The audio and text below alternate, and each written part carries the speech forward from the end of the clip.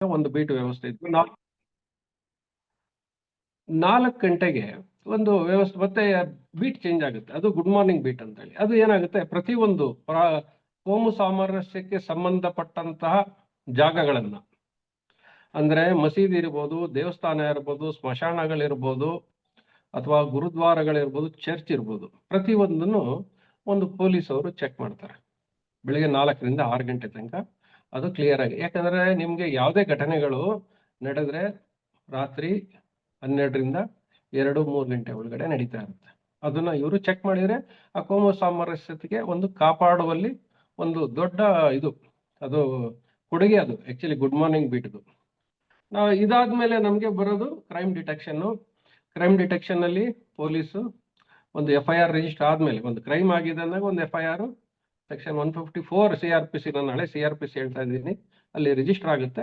ಅದರಲ್ಲಿ ಒಂದು cognisable offence ಆದರೆ ಮ್ಯಾಜಿಸ್ಟ್ರೇಟ್ ಪರ್ಮಿಷನ್ ಏನು ಬೇಕಾಗಲ್ಲ, ಡೈರೆಕ್ಟ್ ಆಗಿ ಇದು ಮಾಡ್ಬೋದು. ನಾನ್ ಕಾಗ್ನೈಸಬಲ್ ಇದ್ದಾಗ ನ್ಯಾಯಾಲಯಕ್ಕೆ ಅನುಮತಿ ತಗೊಂಡು ಅವರು ಇದು ಇನ್ವೆಸ್ಟಿಗೇಷನ್ ಮಾಡಬಹುದು. ಅದು ಈಗ ಇನ್ವೆಸ್ಟಿಗೇಷನ್ ಮಾಡಬೇಕಾದಾಗ ಈ ಜನಸಾಮಾನ್ಯರ ಪಾತ್ರ ಏನು? ಇನ್ವೆಸ್ಟಿಗೇಷನ್ ಕ್ರೈಮ್ ಅಲ್ಲಿ ಏನಾಗುತ್ತೆ, ಅವರು ಜನಸಾಮಾನ್ಯರು ಅವರು ಮಾಹಿತಿ ಬಂದಾಗ, ಯಾವ್ದಾದ್ರು ಒಂದು ಕ್ರೈಮ್ ನಡೆದಿರೋ ಬಗ್ಗೆ ಮಾಹಿತಿ ಬಂದಾಗ 2 ಅಪ್ಲಿಕೇಶನ್ ಇದೆ. CRPC 37 ಅಲ್ಲಿ ಒಂದು ಅಪ್ಲಿಕೇಶನ್ ಇದೆ, ಯಾವುದು ಅಂತ, ಯಾವುದೇ ಒಂದು ಕ್ರೈಮ್ ನಡೆದಾಗ ಮಾಹಿತಿ ಕೊಡಲೇಬೇಕು. ಬಟ್ ಸೆಕ್ಷನ್ 39 ಇದು ಡ್ಯೂಟಿ ಬೌಂಡ್, 37 ಇದು ಆಬ್ಲಿಗೇಷನ್.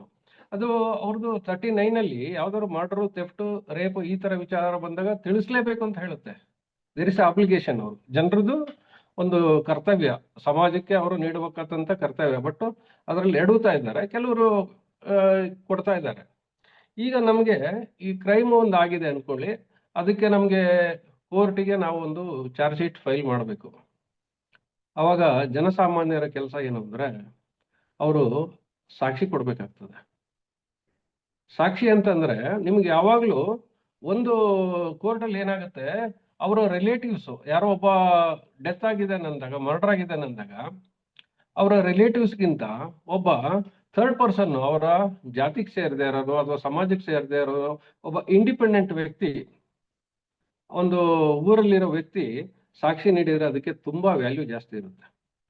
ಇದು ಜನರ ಕರ್ತವ್ಯ. ಅದು ಆ ಥರ ಒಂದು ಇಂಡಿಪೆಂಡೆಂಟ್ ನಮ್ಗೆ ಯಾಕೆ ಬೇಕು ಅನ್ನೋದು ಆ ಒಂದು ಮನೋಭಾವನೆ ಹೋಗ್ಬಿಟ್ಟು ಅವರು ಸಹಕರಿಸ ಕೋರ್ಟಿಗೆ ಸಾಕ್ಷಿ ಹೇಳೋದಕ್ಕೆ. ಅವರು ಆ ರೀತಿಯಲ್ಲಿ ಸಹಕರಿಸ್ಬೋದು. ಒಂದು ಕ್ರೈಮ್ ಆಗಿ ಅಪರಾಧ ಮಾಡಿರೋ ವ್ಯಕ್ತಿಗೆ, ಆರೋಪಿಗೆ ನಾವು ಶಿಕ್ಷೆ ಕೊಡಿಸಲ್ಲಿ ಒಂದು ಸಾರ್ವಜನಿಕ ಒಬ್ಬ ವ್ಯಕ್ತಿ ಪಾಲುದಾರನ ಆದ್ರೆ ಅವನಿಗೆ ಆ ಒಂದು ಸಮಾಜಕ್ಕೆ ನೀಡಿದ ಅದು ಋಣ ತೀರಿಸ್ದಂಗೆ. ಅದನ್ನ ಅವರು ಮಾಡಬೇಕಾಗ್ತದೆ. ಇದಾದ್ಮೇಲಿಂದ ಪೊಲೀಸರಿಗೆ ಟ್ರಾಫಿಕ್ ರೂಲ್ಸ್ ಬರ್ತದೆ. ಟ್ರಾಫಿಕ್ ನಮ್ಗೇನಾಗುತ್ತೆ, ನಾವು ಟ್ರಾಫಿಕ್ ರೂಲ್ಸ್ ಏನಿದೆ ಅದು ಪೊಲೀಸ್ ಅವರಿಗೆ ದಂಡ ವಸೂಲಿ ಮಾಡಕ್ಕೆ ಮಾಡಿರೋಂಥ ಒಂದು ವ್ಯವಸ್ಥೆ ಅಲ್ಲ ಅದು. ಆಕ್ಚುಲಿ ನಾವು ಏನಾಗುತ್ತೆ, ಅದು ಯಾವುದೇ ಆಗ್ಲಿ ಹೆಲ್ಮೆಟ್ ಅನ್ನ ಒಂದು ಧರಿಸ್ಕೊಂಡು ಹೋಗೋದಿದೆ ಅಥವಾ ಲೈಸೆನ್ಸ್ ಇರೋವಂಥದ್ದಿದೆ, ಇದೆಲ್ಲನೂ ಕೂಡ ಒಂದು ಸಮಾಜದಲ್ಲಿ ಸುರಕ್ಷಿತವಾಗಿ ಒಂದು ವಾಹನ ಚಲನೆ ಮಾಡಲಿ, ಅವರ ಜೀವಕ್ಕೆ ಯಾವುದೇ ರೀತಿ ಅಪಾಯ ಆಗದೆ ಇರಲಿ ಅನ್ನೋ ಒಂದು ಕಾರಣಕ್ಕೆ ಮಾಡಿರೋಂಥದ್ದು ಒಂದು motor vehicles act and rules ಇರೋದು. ನಾವು ಈ ಪೊಲೀಸ್ ಅವರು ಏನೋ ನಿಂತ್ಕೊಂಡಿದ್ದಾರೆ ಅಂದಾಗ ಏನಾಗುತ್ತೆ, ಎಲ್ಲ ಬೈಕ್ಕೊಳ್ತಾ ಇರ್ತಾರೆ, ಅದು ತಪ್ಪದು. ಈಗ ಹೆಲ್ಮೆಟ್ ಹಾಕದೆ ಹೋದೆ ಏನಾದ್ರು ಒಂದು ಆಕ್ಸಿಡೆಂಟ್ ಆದಾಗ ಹೆಲ್ಮೆಟ್ ಇಂದನೇ ಜೀವ ಉಳಿದಿರೋದು ಸಾಧ್ಯತೆ ಜಾಸ್ತಿ, ಹೆಲ್ಮೆಟ್ ಇಲ್ದೇನೆ ಜೀವ ಹೋಗಿರೋ ಸಾಧ್ಯತೆಗಳು ಜಾಸ್ತಿ. ಇವಾಗ ಹೆಲ್ಮೆಟ್ ಹಾಕೊಂಡು ಹೋಗೋದ್ರಿಂದ ತೊಂದರೆ ಏನಿರುತ್ತೆ? ತೊಂದರೆ ಇರೋದಿಲ್ಲ ಜನಗಳಿಗೆ. ಆದ್ರೂ ಅದನ್ನ ಫಾಲೋ ಮಾಡಬೇಕು. ಒಬ್ಬ ಜವಾಬ್ದಾರಿಯುತ ನಾಗರಿಕ ಆದ್ರೆ ಅದನ್ನ ನಾವು ಕ್ವಶನ್ ಮಾಡೋದಿಲ್ಲ, ಅದನ್ನ ಅವ್ರು ಅರ್ಥ ಮಾಡ್ಕೊಳ್ತಾನೆ, ಇದು ನನ್ನ ಒಂದು ಕುಟುಂಬಕ್ಕೆ ರಕ್ಷಣೆಗಾಗಿ ಇರೋಂಥ ಕಾನೂನು ಅಂತ ಹೇಳಿ. ಲೈಸೆನ್ಸ್ ಏನಕ್ಕೆ ಇರುತ್ತೆ ಅಂದ್ರೆ ಒಂದು ಟ್ರೈನಿಂಗ್ ಆಗಿರುತ್ತೆ, ಅಥವಾ ಅಲ್ಲಿಗೆ ಅವ್ರಿಗೆ ತರಬೇತಿ ಪಡೆದ ಮೇಲೆನೆ ಲೈಸೆನ್ಸ್ ಕೊಡ್ತಾರೆ ಅಂತ. ಆ ತರಬೇತಿ ಆಗಿದೆ ಅನ್ನೋದನ್ನ ಕನ್ಫರ್ಮ್ ಮಾಡೋದು ಯಾವ್ದು ಅಂದ್ರೆ ಲೈಸೆನ್ಸ್. ಸೊ ಇದು ಇಷ್ಟು ಬರುತ್ತೆ. ನೆಕ್ಸ್ಟ್ ಆದಾಗ ಕೋಫ್ತಾದಲ್ಲಿ ಈ ಪೊಲೀಸ್ ಅವರು ಸುಮಾರು ಕಡೆ ಅಲ್ಲಿ ಇಲ್ಲಿ ಸಿಗರೇಟ್ ಸೇದೋದು ಅದು ಇದು ಎಲ್ಲ ವಿಚಾರಗಳಲ್ಲಿ ಫೈನ್ ಹಾಕ್ತಿರ್ತಾರೆ. ಅದು ಏನಾಗುತ್ತೆ ಅಂದ್ರೆ, ಸೇದೋದಕ್ಕಿಂತ ಸಿಗರೇಟ್ ಸೇದೋದಕ್ಕಿಂತ ಇವ್ರಿಗೆ ಸೆಕೆಂಡ್ ಏನು ಅವ್ರು ಬಿಡ್ತಾರ ನೋಡಿ, ಅದು ತುಂಬಾ ಎಫೆಕ್ಟ್ ಅಂತ ಹೇಳ್ಬಿಟ್ಟು ರಿಪೋರ್ಟ್ಗಳೆಲ್ಲ ಬಂದಿರೋದ್ರಿಂದ ಈ ಕೋಫ್ತಾ ಆಕ್ಟ್ ಅಲ್ಲಿ ನೀವು ಸಾರ್ವಜನಿಕ ಸ್ಥಳದಲ್ಲಿ ಸೇದ್ಬಾರ್ದು. ಅದನ್ನ ನೀವು ಜನರು ನಾವು ಏನಾಗುತ್ತೆ ಟ್ರಾಫಿಕ್ ರೂಲ್ಸ್ ಎಲ್ಲ ಫಾಲೋ ಮಾಡೋದು ಮತ್ತೆ ಈ ತರ ಎಲ್ಲ ಒಂದು ಕೋಫ್ತಾ ಆಕ್ಟ್ ರೂಲ್ಸ್ ಫಾಲೋ ಮಾಡೋದ್ರಿಂದ ಸಮಾಜಕ್ಕೆ ಒಂದು ಕೊಡುಗೆ ಮಾಡೋದಂಗೆ ಆಗುತ್ತೆ. ಇದು ಜನರದು ಒಂದು ಕರ್ತವ್ಯ ಅಂತ ನಾನು ಹೇಳ್ತೀನಿ. ಇದಾದ್ಮೇಲೆ ನಾವು ಈ ಒಂದು ಜನರು ಒಂದು ವ್ಯವಸ್ಥೆಯಲ್ಲಿ ಬದುಕ್ತಾ ಇರ್ತಾರೆ ಹಳ್ಳಿಗಳಲ್ಲಿ ಅಥವಾ ಸಿಟಿಗಳಲ್ಲಿ. ಆ ಕೆಲವು ವ್ಯವಸ್ಥೆಯಲ್ಲಿ ಅವ್ರಿಗೆ ಕೆಲವು ಮಾಹಿತಿಗಳು ಇರ್ತದೆ. ಏನಂದ್ರೆ ಯಾರೋ ಒಬ್ನು ಗಾಂಜಾ ಸೇತಾ ಇರ್ತಾನೆ, ಅಥವಾ ಸ್ಮಗ್ಲಿಂಗ್ ಮಾಡ್ತಾ ಇರ್ತಾನೆ, ಅಥವಾ ಚೈನ್ ಸ್ನ್ಯಾಚರ್ ಇರ್ತಾನೆ, ಅಥವಾ ಕಳ್ಕೊಂಬರ್ತಾನೆ, ಅಥವಾ ಒಂದು ಫೈನಾನ್ಷಿಯಲ್ ಸ್ಥಿತಿ ಸಡನ್ ಆಗಿ ಚೇಂಜ್ ಆಗ್ಬಿಡುತ್ತೆ. ಅದನ್ನ ಒಬ್ಬ ಜವಾಬ್ದಾರಿಯುತ ನಾಗರಿಕನಾದಾಗ ಅದರದ ಮಾಹಿತಿಗಳನ್ನ ಕೊಡ್ಬೇಕಾಗ್ತದೆ. ಕೆಲವು ಸ್ಟೇಷನ್ಗಳಲ್ಲಿ ಬಾತ್ಮೀದಾರರು ಅಂತ ಇರ್ತಾರೆ, ಅವರೆಲ್ಲ ಪೊಲೀಸ್ ಇನ್ಫಾರ್ಮರ್ಸ್ ಅಂತ ಕರೀತಾರೆ. ಅವರು ಏನಾಗುತ್ತೆ ಎಲ್ಲೂ ಕೂಡ ಗುರುತಿಸ್ಕೊಂಡಿರಲ್ಲ, ಆದ್ರೂ ಕೂಡ ಮಾಹಿತಿ ಕೊಡ್ತಾ ಇರ್ತಾರೆ ಸ್ಟೇಷನ್ಗೆ. ಅದರಲ್ಲೂ ಕೂಡ ಸಾರ್ವಜನಿಕರು ಒಂದು ಮುಂದಾಗಿ ಕೊಡೋದ್ರಿಂದ ಬಹಳ ಒಳ್ಳೇದು ಅಂತ ನನ್ನ ಭಾವನೆ. ಅವ್ರಿಗೆ ಅದು ಏನಾಗುತ್ತೆ, ನಾಳೆ ಪಕ್ಕದ ಮನೆಯವರಲ್ಲಿ ಏನಾದ್ರು ತೊಂದರೆ ಆಗಿದೆ, ಅದು ನಾಳೆ ನನ್ನ ಮನೆಗೆ ಬರಲ್ಲ ಅನ್ನೋದಕ್ಕೆ ಏನು ಕಾರಣ ಇಲ್ಲ. ನಾಳೆ ನನ್ನ ಮನೆಗೂ ಬರ್ಬೋದು. ಹಂಗಾಗ್ಬಿಟ್ಟು ಅದನ್ನ ಅಲ್ಲೇನೆ ಕಟ್ ಮಾಡೋದಕ್ಕೆ ಇವ್ರು ಸಹಕಾರ ನೀಡಬೇಕು, ಮಾಹಿತಿ ನೀಡಬೇಕು. ಕೆಲವು ಕಡೆ ಜೂಜುಗಳು ಇರ್ತದೆ, ಜೂಜುಗಳು ಆನ್ಲೈನ್ ಆಡ್ತಿರ್ತಾರೆ, ಆನ್ಲೈನ್ ಬೆಟ್ಟಿಂಗ್ ಇರ್ತದೆ, ಕ್ರಿಕೆಟ್ ಬೆಟ್ಟಿಂಗ್ಗಳು. ಇವೆಲ್ಲ ಮಾಹಿತಿಗಳು ಹೆಂಗೆ ಅಂದ್ರೆ ಪೊಲೀಸ್ ಅವರಿಗೆ ಮಾಹಿತಿಗಳು ಕಡಿಮೆ ಇರ್ತದೆ, ಊರಲ್ಲಿ ಪ್ರತಿಯೊಬ್ಬರಿಗೂ ಗೊತ್ತಿರುತ್ತೆ, ಪಕ್ಕದವ್ರಿಗೂ ಗೊತ್ತಿರುತ್ತೆ. ಆ ಮಾಹಿತಿಗಳು ಪೊಲೀಸ್ ಅವರಿಗೆ ಕೆಲವು ಟೈಮು ಸಿಗದೆ ಇರೋಂಗ್ ನೋಡ್ಕೊಳ್ತಾರೆ. ಅದನ್ನ ಅವರು ಮಾಹಿತಿನ ಕೊಡ್ಬೇಕಾಗ್ತದೆ. ಇವ್ರ ಜನರು ಏನಂದ್ರೆ ಮಾಹಿತಿ ಅವ್ರ ಹತ್ರ ಸಿಗ್ತಾ ಇರ್ತದೆ, ಅದು ಈಸಿಯಾಗಿ ಸಿಗ್ತಾ ಅವ್ರಿಗೆ ಗೊತ್ತಾಗುತ್ತೆ. ಅದು ಪೊಲೀಸು ತುಂಬಾ ಎಫರ್ಟ್ ಹಾಕ್ಬೇಕು ಚಿಕ್ಕ ಮಾಹಿತಿಗೆ. ಅದು ಜನರಲ್ಲಿ ಇರೋದ್ರಿಂದ ಅದನ್ನು ಪೊಲೀಸ್ ವ್ಯವಸ್ಥೆಗೆ ಕೊಡಬಹುದು. ಇದು ಇಷ್ಟು ಇವರು ಜನರು ಸಾಮಾನ್ಯರು ಒಂದು ಪೊಲೀಸ್ ವ್ಯವಸ್ಥೆಯಲ್ಲಿ ಇದು ಮಾಡೋಂಥದ್ದು. ಕೆಲವು ಟೈಮು ಏನಾಗುತ್ತೆ, ಇದರಲ್ಲಿ ಯಾವ್ದಾದ್ರು ನೈಸರ್ಗಿಕ ಆಘಾತಗಳು ಅಂದ್ರೆ ತುಂಬಾ ಮಳೆ ಬರೋದು ಮತ್ತೆ ಗುಡ್ಡ ಕುಸಿತ ಪ್ರಕರಣಗಳು ಈ ತರ ಒಂದಾದಾಗ ಪ್ರವಾಹ ಉಂಟಾಗೋದು, ಆ ಟೈಮಲ್ಲೂ ಕೂಡ ಪೊಲೀಸು ಸಾರ್ವಜನಿಕರ ಸಹಕಾರನ ತಗೊಳ್ತಾರೆ. ಅದರಲ್ಲಿ ನಾರ್ಮಲಿ ಏನಾಗುತ್ತೆ, ಈ ಪ್ರವಾಹ ಸಂದರ್ಭಗಳಲ್ಲಿ ಈಜುಗಾರರನ್ನೇ ಒಂದು ತಂಡನ ಗುರುತಿಸಿ ಇಟ್ಕೊಂಡಿರ್ತಾರೆ. ಒಂದು 40-50 ಜನ ಒಂದು ಏರಿಯಾಗಳಲ್ಲಿ ಗುರುತು ಮಾಡಿ ಇಟ್ಕೊಂಡಿರ್ತಾರೆ. ಆ ಒಂದು ಮಳೆಗಾಲ ಜೂನ್ ಬಂದ ತಕ್ಷಣ ಅವ್ರಿಗೆ ಮತ್ತೆ ಮೀಟಿಂಗ್ ಕರೆದು ಅವ್ರಿಗೆಲ್ಲಾನು ಒಂದು ಜವಾಬ್ದಾರಿನ ವಹಿಸಿರ್ತಾರೆ. ಅವರೆಲ್ಲ ಸಾರ್ವಜನಿಕರು, ಅವ್ರು ಯಾವುದೇ ರೀತಿಯ ದುಡ್ಡಿಗೂ ಕೆಲಸ ಮಾಡೋದಿಲ್ಲ. ಹಂಗಾಗಿ ಅವ್ರು ವಾಲಂಟ್ರಿಯಾಗಿ ಬಂದು ಮಾಡ್ತಾ ಇರ್ತಾರೆ. ಕೆಲವರಿಗೆ ಊಟ ಕೊಡುವಂಥದ್ದು, ಕೆಲವು ಮಠಮಾನ್ಯಗಳು ಕೆಲವು ಟೈಮ್ ಊಟವನ್ನು ಸರಬರಾಜು ಮಾಡ್ತಾ ಇರ್ತಾರೆ. ಇದು ಈ ಒಂದು ಪೊಲೀಸ್ ವ್ಯವಸ್ಥೆಗೆ ಒಬ್ಬ ಸಾರ್ವಜನಿಕರು ಯಾವ ರೀತಿಯಲ್ಲಿ ಭಾಗಿಯಾಗ್ತಾ ಇದ್ದಾರೆ ಅಂತ ಹೇಳಿ. ಇನ್ನು ಪೊಲೀಸು ಸಾರ್ವಜನಿಕರಿಗೆ ಏನ್ ಕೊಡ್ತಾ ಇದೆ ಅಂದ್ರೆ ಅವರ ರಕ್ಷಣೆ ಕೊಡ್ತಾ ಇರ್ತದೆ. ಯಾವಾಗ ಈಗ 112 ಮಾಡಿದ್ದಾರೆ, ನಿಮಗೆ ಫಸ್ಟ್ ಎಲ್ಲ ಪೊಲೀಸ್ ಅವರು ಬರ್ಲಿಕ್ಕೆ ತುಂಬಾ ಲೇಟ್ ಆಗೋದು. ಅಂದ್ರೆ ಒಂದು ಕೆಲವು ನಿಮ್ಗೆ ಚಿಕ್ಕಮಗಳೂರಲ್ಲಿ ಒಂದು ಸ್ಟೇಷನ್ ಟು ಒಂದು ಅವ್ರದ್ದು ಏನಾದ್ರು ಲಿಮಿಟ್ಸ್ ಬಂದು 50-60 ಕಿಲೋಮೀಟರ್ ಇರುತ್ತೆ. ಯಾವುದೇ ಎಮರ್ಜೆನ್ಸಿಯಲ್ಲಿ ನೀವು ಸ್ಟೇಷನ್ ಇಂದ ಹೋಗಕ್ಕೆ 60 ಕಿಲೋಮೀಟರ್, ಅದು ಏನಂದ್ರೆ ಘಾಟ್ ಸೆಕ್ಷನ್ಗಳು 1.5 ಗಂಟೆ ಮೇಲೆ ಬೇಕು. ಸೊ ಅದಕ್ಕೆ ಇವಾಗ ಏನಾಗಿದೆ 112 ಅಂತ ಹೇಳ್ಬಿಟ್ಟು ಪ್ರತಿ ಒಂದು 15 ಕಿಲೋಮೀಟರ್ 20 ಕಿಲೋಮೀಟರ್ ವ್ಯಾಪ್ತಿಯಲ್ಲಿ ಒಂದು ವೆಹಿಕಲ್ ಓಡಾಡ್ತಾ ಇರುತ್ತೆ.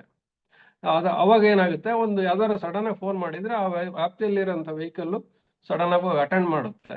ಎಮರ್ಜೆನ್ಸಿ ಇದ್ದಾಗ ಅಲ್ಲೇ ಕ್ಲೋಸ್ ಮಾಡುತ್ತೆ, ಇಲ್ಲ ಅಂತಂದ್ರೆ ದೊಡ್ಡ ಮಟ್ಟದ್ದಾದ್ರೆ ಸ್ಟೇಷನ್ಗೆ ರಿಪೋರ್ಟ್ ಮಾಡ್ತಾರೆ. ಅದನ್ನ ಸೆಂಟ್ರಲ್ ಕಂಟ್ರೋಲ್ಡ್ ವ್ಯವಸ್ಥೆ, ಅದು ಬೆಂಗಳೂರಿಗೆ ಬರುತ್ತೆ ಫೋನ್ ಯಾವುದೇ ಮಾಡಿದಾಗಲೂ.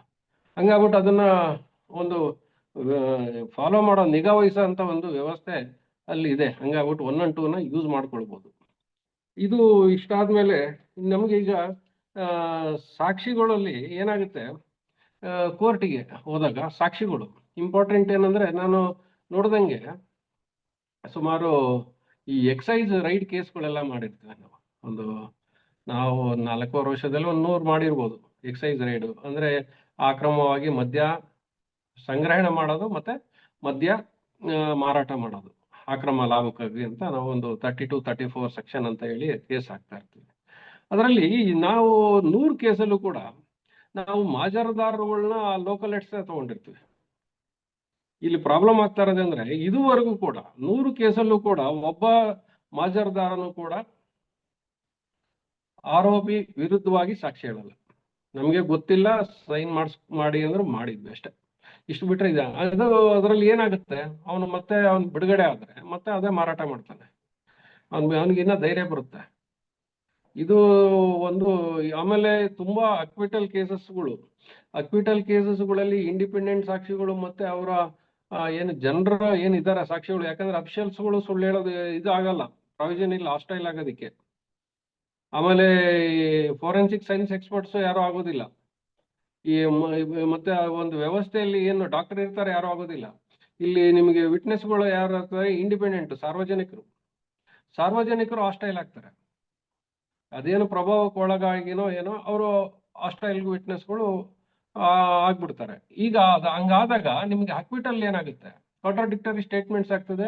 ಅಕ್ವಿಟಲ್ ಅಲ್ಲಿ ಅದು ಕೇಸ್ ಎಂಡ್ ಆಗ್ತದೆ. ಅದು ಮರ್ಡರ್ ಕೇಸ್ ಇರ್ಬೋದು, ರೇಪ್ ಕೇಸ್ ಇರ್ಬೋದು, ಡಕಾಯಿತಿ ಕೇಸ್ ಇರ್ಬೋದು, ಎಲ್ಲ ಕೇಸು ಇರ್ಬೋದು.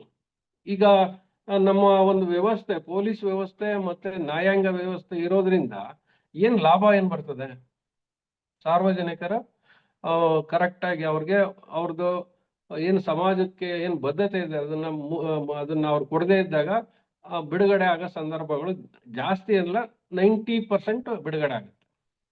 ಹಾಗಾದ್ರೆ ನಮ್ಮ ವ್ಯವಸ್ಥೆನ ಅದು ವಿಫಲಗೊಳಿಸುತ್ತೆ. ಅಂದ್ರೆ ಆ ಒಂದು ನಾವು ಅವ್ರು ಇಂಡೈರೆಕ್ಟ್ ಆಗಿ ಒಂದು ಕೆಟ್ಟ ಕೃತ್ಯಗಳಿಗೆ, ಅಪಕೃತ್ಯಗಳಿಗೆ ಸಹಕಾರ ಮಾಡ್ತಾ ಇದ್ದಾರೆ ಅನ್ಸುತ್ತೆ. ನಾನು ಈ ಒಂದು ಕ್ರೈಮ್ ರೆಕಾರ್ಡ್ ಕರ್ನಾಟಕ ಸ್ಟೇಟ್ ಇದು ತಗೊಂಡೆ ನಾನು. ಇದರಲ್ಲಿ 2023 ನಾವು ನೋಡಕ್ ಹೋದಾಗ ಈ ಕನ್ವಿಕ್ಷನ್ ರೇಟ್ ಎಷ್ಟಿದೆ ಅಂತ ಅಂದಾಗ, ಕನ್ವಿಕ್ಷನ್ ರೇಟು ಮರ್ಡರಲ್ಲಿ 8.3% ಇದೆ. ಇನ್ನು 92.3% ಅರೌಂಡ್. ಅಷ್ಟು ಹೆಂಗಾಯ್ತು, ಅದು ಹೆಂಗ್ ಬಿಡುಗಡೆ ಆಗ್ತಾರೆ? ಅದರಲ್ಲಿ ವಕೀಲರು ಹೇಳಿರ್ತಾರೆ, ಸಾರಿ ಇವರು ಹೇಳಿರ್ತಾರೆ, ಇನ್ವೆಸ್ಟಿಗೇಷನ್ ಆಫೀಸರ್ ಸಾಕ್ಷಿ ಹೇಳಿರ್ತಾರೆ, ಪೊಲೀಸ್ ಅವ್ರು ಹೇಳಿರ್ತಾರೆ, ಇವರು ಫೋರೆನ್ಸಿಕ್ ಸೈನ್ಸ್ ಅವರು ಪೋಸ್ಟ್ ಮಾರ್ಟಮ್ ಮಾಡಿರೋರು ಹೇಳಿರ್ತಾರೆ, ಪ್ರತಿಯೊಬ್ರು ಹೇಳಿರ್ತಾರೆ. ಮತ್ತೆ 8.13% ಹೆಂಗ್ ಬರುತ್ತೆ? ಅದನ್ನ ಸಾಕ್ಷಿಗಳು ಇದನ್ನ ಇನ್ಸಿಡೆಂಟ್ ನೋಡಿರೋರು ಯಾರು ಇರ್ತಾರೆ? ನಾರ್ಮಲಿ ಸಾರ್ವಜನಿಕರು ಇರ್ತಾರೆ, ಅವ್ರದ್ದು ಪಾರ್ಟಿಸಿಪೇಷನ್ ಇರೋದಿಲ್ಲ, ಅಥವಾ ಕಾಂಟ್ರಾಡಿಕ್ಟರಿ ಏನೋ ಕೊಡ್ತಾರೆ, ಅಥವಾ ಹಾಸ್ಟೈಲ್ ಆಗ್ಬಿಡ್ತಾರೆ. ಇದು ಏನಾಗುತ್ತೆ, ಒಂದು ಅಪರಾಧ ಬೆಳೆಯೋದಕ್ಕೆ ಸಪೋರ್ಟ್ ಮಾಡ್ದಂಗೆ ಆಗ್ತದೆ. ನಾನು ಸುಮ್ಮನೆ ಒಂದು 5-6 ಹೇಳ್ತೀನಿ ನಿಮ್ಗೆ, ಕನ್ವಿಕ್ಷನ್ ಪರ್ಸೆಂಟೇಜ್ ಎಷ್ಟು ಅಂತ ಹೇಳಿ. ನಿಮ್ಗೆ ಕಾಸಿಂಗ್ ಡೆತ್ ಬೈ ನೆಗ್ಲಿಜೆನ್ಸ್ 2.9% ಇದೆ. ಅಟೆಂಪ್ಟ್ ಟು ಕಮಿಟ್ ಮರ್ಡರ್ 307 ಅಲ್ಲಿ 3.8% ಇದೆ. ಈಗ ಹರ್ಟ್ ಕೇಸಸ್ ಅಲ್ಲಿ 324, 26 ಅಲ್ಲಿ 4.4 ಇದೆ. ಆಮೇಲೆ ಗ್ರೀವಿಯಸ್ ಹರ್ಟ್ ಬಂದು 6.3. ಆಮೇಲೆ ಅಸಾಲ್ಟ್ ಬೈ 354, ಅಷ್ಟು ದೊಡ್ಡ ಕೇಸು, ಕನ್ವಿಕ್ಷನ್ ರೇಟ್ ಎಷ್ಟಿದೆ? 1.4%. 1.4% 354 ABCD ಅಲ್ಲೆಲ್ಲ ವುಮೆನ್ ಇದನ್ನ ಮಾಡಿರೋದು, ಮಾಡೆಸ್ಟಿನ ಇದು ಮಾಡಿರೋಂಥದ್ದು 1.4%. ಇದರಲ್ಲಿ ಯಾರ್ದು ತಪ್ಪು ಅನ್ಸುತ್ತೆ? ಅದಕ್ಕೆ ಜನರು ಅವೇರ್ನೆಸ್ ತಗೊಂಡಿಲ್ಲ ಅಂದ್ರೆ ಇವೆಲ್ಲನೂ ಈಗಿನ ಇಷ್ಟು ಜನ 90% ಹೊರಗಡೆ ಹೋದ್ರೆ ಅಕ್ವಿಟ್ಟು ಆದಾಗ ಸಮಾಜದ ಇದನ್ನ ಕಾಪಾಡಕ್ ಆಗಲ್ಲ. ಅದು ಅಂದ್ರೆ ಇದು ಏನು ಆಗಲ್ಲ ಬಿಡು ಅನ್ನೋ ಒಂದು ಭಾವನೆನ ಬಿತ್ತೋದಕ್ಕೆ ಸಹಾಯ ಮಾಡ್ದಂಗೆ ಆಗುತ್ತೆ. ಅದಕ್ಕೋಸ್ಕರ ಈ ವಕೀಲರದು ಕೆಲಸ ಏನು ಹಂಗಾರೆ? ಇದೆಲ್ಲ ಕೇಸ್ ಬಿಡಿಸಿರೋದು ವಕೀಲರೇ ಇರ್ತಾರೆ. ವಕೀಲರ ಕೆಲಸ ಏನು ಹಂಗಾರೆ? ವಕೀಲರು ಬಹಳ ಎಫಿಷಿಯಂಟ್ ಅಂತ ನಾವು ಅನ್ಕೊಳ್ಬೇಕಾಗ್ತದ? ಅಥವಾ ಅಲ್ಲಿ ಅವರು ವ್ಯವಸ್ಥೆ ತಪ್ಪು ಮಾಡಿದಾರೆ ಅದನ್ನ ಯೂಸ್ ಮಾಡ್ಕೊಂಡ್ರು ಅಂತ ಹೇಳ್ಬೇಕಾಗ್ತದ? ಇಲ್ಲ, ಜಾಸ್ತಿ ಆಗೋದು ಹಾಸ್ಟೈಲ್. ಎಲ್ಲ ವಿಟ್ನೆಸ್, ಇಂಡಿಪೆಂಡೆಂಟ್ ವಿಟ್ನೆಸ್ ಹಾಸ್ಟೈಲ್ ಆಗ್ತಾ ಇರ್ತಾರೆ. ಅವರು ಸರಿಯಾಗಿ ಅದನ್ನ ಗೊತ್ತಿದ್ದು ಕೂಡ ಮಾಹಿತಿನ ಕೊಡೋದಿಲ್ಲ. ಹಂಗಾಗ್ಬಿಟ್ಟು ಸಾರ್ವಜನಿಕರು ತಮ್ಮ ಜವಾಬ್ದಾರಿನ ಒಂದು ವ್ಯವಸ್ಥೆನ ಸರಿಪಡಿಸಕ್ಕೆ ಅವರು ಮಾಡಬೇಕು ಅಂತ ಹೇಳಿ ನನ್ನ ಭಾವನೆ. ಇದಾದ್ಮೇಲೆ ನಾವು ಈಗ ಪೊಲೀಸ್ ಮತ್ತೆ ಕೋರ್ಟ್ ರಿಲೇಶನ್ಶಿಪ್ ಏನಂತಂದ್ರೆ, ನಾವು ಪೊಲೀಸ್ ಅವ್ರಿಗೆ 154 ಅಲ್ಲಿ ನಾವು ಡೈರೆಕ್ಟ್ ಇದನ್ನ FIR ಮಾಡ್ಕೊಂತೀವಿ. ಸಪೋಸ್ ನಾನ್ ಕಾಗ್ನಿಸಬಲ್ ಬಂದಾಗ ಅದು 155 ಅಲ್ಲಿ ಪರ್ಮಿಷನ್ ಆಗ್ಬೇಕು. ಆಮೇಲೆ ಅದನ್ನ ಇನ್ವೆಸ್ಟಿಗೇಷನ್ಗೆ ನ್ಯಾಯಾಲಯ ಆದೇಶ ಹೊರಡಿಸಿದ್ರೆ ಅದನ್ನ ಅವರು ಮಾಡ್ಕೊಳ್ತಾರೆ.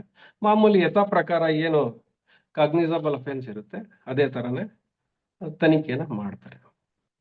ಈಗ ನನ್ನ ಪ್ರಶ್ನೆ ಏನು ಅಂದ್ರೆ, ನಾನು ವ್ಯವಸ್ಥೆಯಲ್ಲಿ ವರ್ಕ್ ಮಾಡ್ತಾ ಇದ್ದಾಗ ನನಗೆ ಒಂದು ಗಮನಕ್ಕೆ ಬರುತ್ತೆ. ಎಷ್ಟೋ ಕೇಸ್ಗಳಲ್ಲಿ ಏನ್ ಮಾಡ್ತಾರೆ, ಒಂದು ಸಿವಿಲ್ ಡಿಸ್ಪ್ಯೂಟ್ನ 307ಗೆ FIR ಬರಂಗೆ ಕಂಪ್ಲೇಂಟ್ ಬರೀತಾರೆ. 307ಗೆ ಬರಂಗೆ ಬರೀತಾರೆ. ಅಂದ್ರೆ ಅದರಿಂದ ಬಹಳ ಒಂದು ನಾಲೆಡ್ಜ್ ಇರೋಂಥವ್ರೆ ಅದನ್ನ ಡ್ರಾಫ್ಟ್ ಮಾಡಿಸಿರ್ತಾರೆ. ನಾನು ಒಂದ್ 2-3 ಕೇಸ್ಗಳಲ್ಲಿ ನನಗೆ ಮನಸ್ಸಿಗೆ ಒಂಥರ ಇಲ್ಲದೆ ಇದ್ರು ಕೂಡ ಅದನ್ನ ಮಾಡಲೇಬೇಕಾದ್ ಬಂತು. ಅದು ಅನಿವಾರ್ಯತೆ ಇದೆ. ಇದು ನಾವು ಒಂದು ಲ್ಯಾಕುನಾ ಅದರಲ್ಲಿ ಪೊಲೀಸ್ ಇದ್ರ CRPC ಅಲ್ಲಿ ಅದೊಂದು ಇದಿದೆ, ಭಾಗ ಇದೆ ನೋಡಿ, ಅದು ತಪ್ಪು ಅಂತ ನನಗೆ ಅನಿಸ್ತು. ಈವನ್ ನಾನು ಎನ್ಫೋರ್ಸಬಲ್ ಆಫೀಸರ್ ಆದ್ರೂ ಕೂಡ ನನಗೆ ಅದು ತಪ್ಪು ಅನಿಸ್ತು. ಈಗ ಒಂದು ಸಿವಿಲ್ ಕೇಸಲ್ಲಿ ಏನಾಗ್ತಾರೆ, ಟ್ರಾಕ್ಟರಿಯಿಂದ ಬಂದು ಗುದ್ದೋದಕ್ಕೆ ಬಂದಿದ್ರು ಅಂತ ಹೇಳ್ತಾರೆ. ಗುದ್ದೋದಕ್ಕೆ ಬಂದಿದ್ರು ಅಂದ್ರೆ ಸಾಯಿಸೋದಕ್ಕೆ ಬಂದಿದ್ರು. 307 ಏನೂ ಆಗಿಲ್ಲ, ಗಾಯ ಆಗಿಲ್ಲ, ಏನೂ ಆಗಿಲ್ಲ. ಬಟ್ 307ಗೆ ಅದು ಏನು ಇನ್ಗ್ರೀಡಿಯೆಂಟ್ಸ್ ಬೇಕೋ ಎಲ್ಲ ಇನ್ಗ್ರೀಡಿಯೆಂಟ್ಸ್ನ ಕಂಪ್ಲೇಂಟಲ್ಲಿ ಹಾಕ್ತಾರೆ. ಈ 307 ಮಾಡಬೇಕೋ ಬೇಡವೋ ಪೊಲೀಸ್ ಆಫೀಸರ್ಗೆ ಡಿಸ್ಕ್ರಿಷನ್ ಇಲ್ಲ. ಯಾಕಂದ್ರೆ ಕಾಗ್ನಿಸಲ್ ಅಫೆನ್ಸ್ ಏನಿರುತ್ತದೆ, ತಗೊಂಡ್ ಬಂದ ಕಂಪ್ಲೇಂಟ್ ಕೊಟ್ಟಾಗ ರಿಜಿಸ್ಟರ್ ಮಾಡ್ಕೊಳ್ಳೇಬೇಕು. ಇದು ನನ್ಗೇನೆ 1-2 ಕೇಸ್ಗಳಲ್ಲಿ ಆಗೋಗ್ಬಿಟ್ಟಿದೆ. ಅಲ್ಲಿ ಇರ್ಲಿಲ್ಲ, ನನಗೆ ಎಲ್ಲ ಕಡೆ ಕೇಳಿದೆ, ಹೈಯರ್ ಆಫೀಸರ್ಸ್ ಕೇಳಿದೆ, ಅವ್ರ ಕಡೆನೂ ಆನ್ಸರ್ಸ್ ಇಲ್ಲ ನೀವು ಮಾಡ್ಕೊಳ್ಳೇಬೇಕು, ಅದು ಕಂಪ್ಲೇಂಟ್ ಅಲ್ಲಿ ಏನಿದೆ ಅದ್ರ ಪ್ರಕಾರ ಮಾಡ್ಕೊಳ್ಳಿ, ಬೇಕಾದ್ರೆ ಆಮೇಲೆ ಬಿ ರಿಪೋರ್ಟ್ ಹಾಕಿ ಅಂತಾರೆ. ಬಟ್ ಅಲ್ಲಿವರೆಗೂ ಒಬ್ಬ ಏನು ಮಾಡದಿರೋ ವ್ಯಕ್ತಿ, ಅದು ಒಬ್ಬ ವ್ಯಕ್ತಿ ಇರಲ್ಲ, ಅದರಲ್ಲಿ 8-10 ಜನ ಸೇರಿಸಿರ್ತಾರೆ, ಅವರು ಸಫರ್ ಆಗೋದನ್ನ, ಕೋರ್ಟ್ಗೆ ಹೋಗೋದನ್ನ, ಬೇಲ್ ತಗೊಳ್ಳೋದನ್ನ, ಅಥವಾ ಅವ್ರು ತಪ್ಪಿಸ್ಕೊಂಡು ಹೋಗೋದು, ಆಂಟಿಸಿಪೇಟರಿ ಬೇಲ್ ತಗೊಳ್ಳೋದಕ್ಕಿಂತ ಮುಂಚೆ ಈ ತರ ವ್ಯವಸ್ಥೆ ಬೇಕಾ ಅಂತ ನನಗೆ ಒಂದು ವ್ಯವಸ್ಥೆಯಲ್ಲಿ ಎಲ್ಲೋ ಒಂದ್ ಕಡೆ ತಪ್ಪಂತ ಕಾಣಿಸ್ತು. ನನ್ನ ಅನುಭವ ಅದು. ನಾನು ಸುಮಾರು ಜನ ಹತ್ರ ಮಾತಾಡಿದ್ದೀನಿ ಈ ವಿಚಾರವಾಗಿ. ಈಗ ನಾವು ಪೊಲೀಸ್ ಅವ್ರು ಏನ್ ಮಾಡ್ತಾರೆ, ಕೋರ್ಟಿಗೆ ಅವ್ರದೇ ಆದ ಒಂದು ಚಾರ್ಜ್ ಶೀಟ್ ಫೈಲ್ ಮಾಡೋಂಥದ್ದಿರ್ಲಿ, ಅದಕ್ಕೆ ಎವಿಡೆನ್ಸ್ ಕೊಡೋವಂಥದ್ದಿರ್ಲಿ, ಅದು ನ್ಯಾಯಾಲಯಕ್ಕೆ ಏನ್ ಬೇಕೋ ಅದನ್ನ ಅವ್ರು ಕೊಡ್ತಿರ್ತಾರೆ. ಇವರು ಇಲ್ಲಿ ಪೊಲೀಸ್ ಅವ್ರದ್ದು ಮತ್ತೆ ನ್ಯಾಯಾಲಯದಕ್ಕೆ ನಾನು ನೋಡಿದಂಗೆ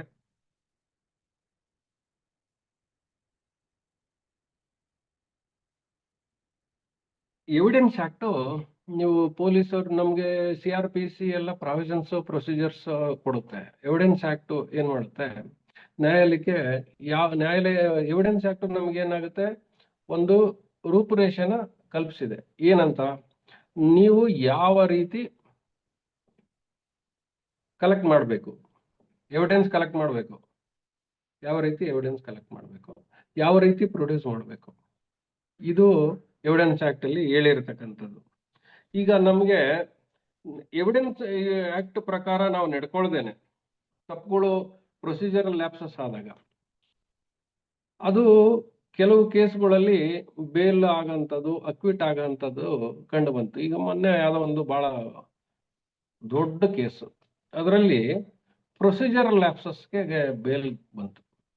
ಪ್ರೊಸೀಜರಲ್ ಲ್ಯಾಪ್ಸಸ್ ಕೇಸು ಇದಕ್ಕೆ ಮೆರಿಟ್ಸ್ ಮೇಲೆ ಹೋಗ್ಲೇ ಇಲ್ಲ, ಅಲ್ಲಿ ಪ್ರೊಸೀಜರಲ್ ಲ್ಯಾಪ್ಸಸ್ ಅಲ್ಲೇ ಬೇಲ್ ತಗೊಳ್ತಾರೆ. ಅವಾಗ ನಾವು ಒಂದು ಪೊಲೀಸರಲ್ಲಿ ಏನಾಗುತ್ತೆ, ಒಂದು ಇಂಟರ್ನಲ್ ವ್ಯವಸ್ಥೆ ಇರುತ್ತೆ. ಅಕ್ವಿಟಲ್ ಕೇಸ್ಗಳನ್ನೆಲ್ಲ ಅಲ್ಲಿ ಪ್ರತಿ ಜಿಲ್ಲೆಯಲ್ಲಿ ಒಬ್ಬ ಅಡಿಷನಲ್ SP ಮಟ್ಟದ ಅಧಿಕಾರಿ ಸ್ಕ್ರೂಟ್ನಿ ಮಾಡ್ಬಿಟ್ಟು ಅವರು ಇದನ್ನ ಎಕ್ಸ್ಪ್ಲನೇಷನ್ ಕೇಳ್ತಾರೆ, ಯಾಕೆ ಅಕ್ವಿಟ್ ಆಯ್ತು ಇದು, ಅದಕ್ಕೆ ಅಲ್ಲಿ ನ್ಯಾಯಾಲಯ ಮೆನ್ಷನ್ ಮಾಡಿರುತ್ತೆ ಯಾವ ರೀಸನ್ಗೋಸ್ಕರ ಈ ಕೇಸ್ ಅಕ್ವಿಟ್ ಆಗಿದೆ ಅಂತೇಳಿ, ಅದನ್ನ ಯಾಕೆ ನೀವು ಕಾಂಪ್ಲೈ ಮಾಡಲಿಲ್ಲ ಅಂತೇಳಿ ಅವ್ರಿಗೆ ಒಂದು ನೋಟಿಸ್ ಜಾರಿ ಮಾಡಿ ಅವ್ರ ಕಡೆಯಿಂದ ಎಕ್ಸ್ಪ್ಲನೇಷನ್ ತಗೊಳುತ್ತೆ. ಬಟ್ ಈ ತರ ಒಂದು ಪ್ರೊಸೀಜರಲ್ ಒಂದು ಲಾದಲ್ಲೇನೆ ಇದು ಮಾಡೋಕೆ ಹೋದಾಗ ಅವ್ರಿಗೆ ಪೊಲೀಸ್ ವ್ಯವಸ್ಥೆಯಲ್ಲಿ ಏನಾಗುತ್ತೆ, ಪ್ರೊಸೀಜರ್ಸ್ ಬಗ್ಗೆ ಅಷ್ಟು ಗಮನ ಅನ್ನೋದಕ್ಕಿಂತ ಜ್ಞಾನ ಕಡಿಮೆನೆ ನಾನು ನೋಡಿರಂಗೆ. ಅವ್ರಿಗೆ ನಿಮ್ಗೆ ಕೆಲವು ಪ್ರಾಬ್ಲಮ್ ಏನಂದ್ರೆ ಇಂಗ್ರೀಡಿಯೆಂಟ್ಸ್ ತುಂಬಾ ಗೊತ್ತಿರಲ್ಲ. ನಾನು ನೋಡಿರಂಗೆ 498 ಇಂಗ್ರೀಡಿಯೆಂಟ್ಸ್ಗಳೇ ಅವ್ರಲ್ಲಿ ತುಂಬಾ ಕಡಿಮೆ ನಾಲೆಡ್ಜ್. ಅಂದ್ರೆ ಎಲ್ಲರಿಗೂ ಅಂತ ನಾನು ಹೇಳಲ್ಲ, ಜನರಲೈಸ್ ಮಾಡಲ್ಲ, ಮೆಜಾರಿಟಿ ಕಡಿಮೆ ಇರ್ತದೆ. 498 ಗಂಡ ಹೆಂಡತಿ ಜಗಳಕ್ಕೆ 498 ಹಾಕ್ಬಿಡ್ತಾರೆ ಕಾಮನ್ ಆಗಿ. ಅಲ್ಲಿ ಡೌರಿ ಡಿಮ್ಯಾಂಡು ಅದೆಲ್ಲಾನು ಬರೋದಿಲ್ಲ. ಆಮೇಲೆ ಕೆಲವು ಇಂಗ್ರೀಡಿಯೆಂಟ್ಸ್ಗಳು ಏನಿರ್ತದೆ ಅದನ್ನ ನೋಡದೇನೆ ಸೆಕ್ಷನ್ಗಳು ಸೇರಿಸೋಂಥದ್ದು.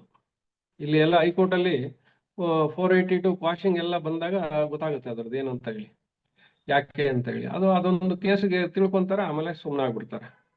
ಇದು ನನ್ನ ಪೊಲೀಸ್ ವ್ಯವಸ್ಥೆಯಲ್ಲಿ ಇದ್ದಾಗ ಪ್ರೊಸೀಜರಲ್ ಆಸ್ಪೆಕ್ಟ್ಸ್ ಬಗ್ಗೆ ನಮ್ಗೆ ಅಷ್ಟು ಗಮನ ಇದೆ ಅಂತ ಅವ್ರಿಗೆ ಅನಿಸ್ಲಿಲ್ಲ. ಯಾಕಂದ್ರೆ ಈ ವಕೀಲರು, ಕೆಲವು ಬುದ್ಧಿವಂತ ವಕೀಲರುಗಳು ಏನಂತಾರೆ, ಅವರೇ ನಮ್ಮಲ್ಲಿ ಟ್ರೈನಿಂಗ್ ಕೊಡ್ಬೇಕಾರೆ ಹೇಳ್ತಾ ಇದ್ರು, ಬುದ್ಧಿವಂತ ವಕೀಲರು ಏನ್ ಮಾಡ್ತಾರಂತೆ, ಫ್ಯಾಕ್ಟ್ಸ್ ಮೇಲೆ ಹೋದ್ರೆ ಫೇಲ್ ಆಗ್ತೀವಿ ಅಂದ್ಮೇಲೆ ಪ್ರೊಸೀಜರಲ್ ಮೇಲೆ ಹೋಗ್ತಾರೆ. ಬರೀ ಪ್ರೊಸೀಜರ್ ಹಿಡ್ಕೊಂಡೇ ಪೊಲೀಸ್ ಮ್ಯಾನ್ಯಲ್ ಹಿಡ್ಕೊಂಡೇ ಹೋಗೋದು ಅಂತ. ಇದು ನಾನು ನೋಟಿಸ್ ಮಾಡ್ದಂಗೆ ಪ್ರೊಸೀಜರ್ಸ್ ತುಂಬಾ ವೀಕ್ ಇದ್ದಾರೆ ಅವರು.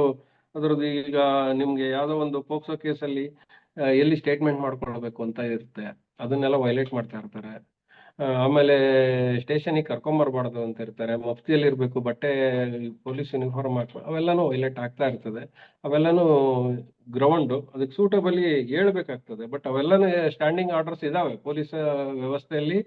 ಪ್ರತಿಯೊಂದು ಜಡ್ಜ್ಮೆಂಟ್ ಆದಾಗ, ಯಾವ್ದಾದ್ರು ಲ್ಯಾಂಡ್ ಮಾರ್ಕ್ ಜಡ್ಜ್ಮೆಂಟು ಅಥವಾ ಗೈಡ್ಲೈನ್ಸ್ ಕೊಡ್ಬೇಕಂದಾಗ ಅದಕ್ಕೆ ಒಂದು ಸ್ಟ್ಯಾಂಡಿಂಗ್ ಆರ್ಡರ್ಸ್ ಅಂತ ಹೇಳ್ಬಿಟ್ಟು DG and IGP ಅವರು ಕೊಡ್ತಾ ಇರ್ತಾರೆ ಪ್ರತಿ ಕಾಲಕ್ಕೂ. ಅದನ್ನ ಫಾಲೋ ಮಾಡೋದು ಸ್ವಲ್ಪ ಕಡಿಮೆ. ಆಮೇಲಿಂದ ಈಗ ನಮ್ಗೆ ಯಾವ್ದೋ ಒಂದು ಕೇಸಲ್ಲಿ ಪೊಲೀಸವರು ನ್ಯಾಯಾಲಯಕ್ಕೆ ಒಂದು ಏನೋ ಚಾರ್ಜ್ ಶೀಟ್ ಸಲ್ಲಿಸ್ತಾರೆ. ಚಾರ್ಜ್ ಶೀಟ್ ಸಲ್ಲಿಸಿದ್ಮೇಲೆ ಅದು ಅಷ್ಟಕ್ಕೆ ಬಿಡೋದು ಇದಾಗುತ್ತೆ. ಅಲ್ಲಿಗೆ ಅದು ಏನಾಗುತ್ತೆ, ಒಂದು ತಲೆ ಮೇಲೆ ಭಾರ ಕಳೀತಪ್ಪ ಅಂತ ಒಂದು ಫೀಲಿಂಗ್ ಇರ್ತದೆ. ನಾನು ಪೊಲೀಸಲ್ಲಿ ಏನಂದ್ರೆ ಚಾರ್ಜ್ ಶೀಟ್ ಹಾಕಿ CC ನಂಬರ್ ಬಂತು ಅಂದ್ರೆ ನಂದು ಕೇಸಿಂದು ಇದು ಮುಕ್ತಿ ಹೊಂದ್ಬಿಟ್ವಿ ಅಂತ ಒಂದು ಫೀಲಿಂಗ್ ಬಂದ್ಬಿಡ್ತದೆ. ಎಷ್ಟಾಯ್ತು ಚಾರ್ಜ್ ಶೀಟು, ಇನ್ನೆಷ್ಟಿದೆ ಪೆಂಡಿಂಗು, ಇಷ್ಟು ಬಿಟ್ರೆ ಅವರು ಕ್ವಾಲಿಟಿಯ ಚಾರ್ಜ್ ಶೀಟ್ ಹಾಕಿದಿರಾ ಇದುವರೆಗೂ ಕೇಳಿಲ್ಲ ನಾನು ನೋಡಿರಂಗೆ. ಎಷ್ಟು CC ಬಂತು ಅಷ್ಟೇ ಇರ್ತದೆ, ಎಷ್ಟು CC ಬಂತು ನಮ್ಗೆ, ಇನ್ನೆಷ್ಟು ಪೆಂಡಿಂಗ್ ಇದೆ, ಪೆಂಡಿಂಗು ಕ್ಲೋಸ್ ಆಗ್ಬೇಕಷ್ಟೇ. ನೀವು ಯಾವ್ದಾರ ಕನ್ವಿಕ್ಷನ್ ಆಯ್ತೋ ಇದುವರೆಗೂ ನಾನು ಕೇಳಿರೋದು ಗೊತ್ತಿಲ್ಲ. ಈ ಕೇಸಲ್ಲಿ ಕನ್ವಿಕ್ಷನ್ ಆಗ್ಬೇಕಿತ್ತು ಆಯ್ತಾ ಇಲ್ವೋ, ಅಥವಾ ಎವಿಡೆನ್ಸ್ ಕರೆಕ್ಟಾಗಿ ಕೊಡ್ತಾ ಇದ್ದಾರಲ್ಲ ಅಂತ ಇದುವರೆಗೂ ಒಬ್ಬ ಆಫೀಸರು ಎನ್ಕ್ವೈರಿ ಮಾಡಿದ್ ಗೊತ್ತಿಲ್ಲ. ಓನ್ಲಿ ಕೇಳ್ತಾರೆ CC ಬಂತಾ, ಎಸ್, ಮುಗೀತು. ಈ ತರದ್ದು ಒಂದು ವ್ಯವಸ್ಥೆ ನಮ್ಮಲ್ಲಿ ಪೊಲೀಸ್ ಒಳಗಡೆ ವ್ಯವಸ್ಥೆ ಇರುತ್ತೆ. ಹಂಗಾಗ್ಬಿಟ್ಟು ಅದೇನಾಗುತ್ತೆ, ಈ ಒಂದು ಇಷ್ಟೇ ದಿವಸದಲ್ಲಿ ಚಾರ್ಜ್ ಶೀಟ್ ಮಾಡಲೇಬೇಕು ಅಂತ ಕಂಪಲ್ಷನ್ ಬರೋದ್ರಿಂದ ಕ್ವಾಲಿಟಿ ಹೋಗ್ಬಿಡುತ್ತೆ. ಅಲ್ಲಿ ಏನು ಇರಲ್ಲ. ಅವ್ರಿಗೇನು ಒಬ್ಬ ಹೆಚ್ಚು ಕಡಿಮೆ ಇನ್ವೆಸ್ಟಿಗೇಷನ್ ಅಸಿಸ್ಟೆಂಟ್ ಅಂತ ಇರ್ತಾರೆ, ಅವರು PC ಕೇಡರ್ ಆಫೀಸ್ ಇವ್ರು ಇರ್ತಾರೆ ಸಿಬ್ಬಂದಿ, ಎಲ್ಲ ನಾರ್ಮಲಿ ಅವರೇ ಮಾಡ್ತಿರ್ತಾರೆ. ಯಾರತ್ತೂ ತೀರ ಇಂಟ್ರೆಸ್ಟ್ ಇದ್ದಾಗ ಆಫೀಸರ್ ಇನ್ವಾಲ್ವ್ ಆಗ್ತಾರೆ, ಇಲ್ಲ ಅಂತಂದ್ರೆ ಅವರೇ ಮಾಡಿದ್ದಕ್ಕೆ ಇವರು ಸೈನ್ ಮಾಡೋದೇ ಮ್ಯಾಕ್ಸಿಮಮ್ ನಾನು ಅಬ್ಸರ್ವ್ ಮಾಡಿದೆ. ಹಂಗಾಗ್ಬಿಟ್ಟು ಏನಾಗುತ್ತೆ, ಇಲ್ಲ ಈ ವಾರ 10 ಚಾರ್ಜ್ ಶೀಟ್ ಆಗ್ಲೇಬೇಕು ಅಂದಾಗ ಕ್ವಾಲಿಟಿ ಹೋಯ್ತು ಪೊಲೀಸ್ ವ್ಯವಸ್ಥೆಯಲ್ಲಿ. ಅದು ಏನಾಗುತ್ತೆ, ಅಕ್ವಿಟಲ್ಲಲ್ಲಿ ಕೊನೆಗೆ ಅದು ಅಂತಿಮ ಪಯಣನ ಮುಗಿಸ್ಬಿಡುತ್ತೆ ಆ ಕೇಸು. ಯಾಕೆ ಅಕ್ವಿಟಲ್ ಆಯ್ತು ಅನ್ನೋದಕ್ಕೆ ಇದು ಒಂದು ಮೇನ್ ಕಾರಣನೇ. ತುಂಬಾ ಪ್ರೆಷರ್ ಇರುತ್ತೆ ಅಲ್ಲಿ, ಜಾಸ್ತಿ ಲೋಡ್ ಆಗ್ಬಾರ್ದು ಕೇಸ್ಗಳು, ಅಂದ್ರೆ ಪೆಂಡಿಂಗ್ ಕೇಸಸ್ ಜಾಸ್ತಿ ಆಗ್ಬಾರ್ದು, ಎಲ್ಲಾನು ಚಾರ್ಜ್ ಶೀಟ್ ಹಾಕ್ಲೇಬೇಕು. ಅದು ಇದು ಆಮೇಲಿಂದ ಈ ಒಂದು ಇಂಡಿಪೆಂಡೆಂಟ್ ವಿಟ್ನೆಸ್ ಎಷ್ಟು ಮುಖ್ಯ ಅಂತ ಹೇಳ್ಬಿಟ್ಟು ಒಂದು ಪೊಲೀಸ್ ಇನ್ವೆಸ್ಟಿಗೇಷನ್ ಅಲ್ಲಿ ಸುಮಾರು ಜಡ್ಜ್ಮೆಂಟ್ಸ್ ಗಳಲ್ಲೂ ಹೇಳಿದ್ದಾರೆ. ಸುಪ್ರೀಂ ಕೋರ್ಟ್ ಜಡ್ಜ್ಮೆಂಟ್ಸ್ ಅಲ್ಲಿ ಇದ್ದಾರೆ. State of Bihar versus JSA ಸಾಲ್ಡಾನಾ ಅಂತ 1980 ಜಡ್ಜ್ಮೆಂಟ್ ಅಲ್ಲಿ, courts have limited interference in police investigation but can direct the investigation in cases of lapses ಅಂತ ಹೇಳಿ, ಲ್ಯಾಪ್ಸಸ್ ಇದ್ದಾಗ ಇದು ಮಾಡ್ಬೋದು ಅಂತ ಹೇಳಿ. ಬಟ್ ಇದರಲ್ಲಿ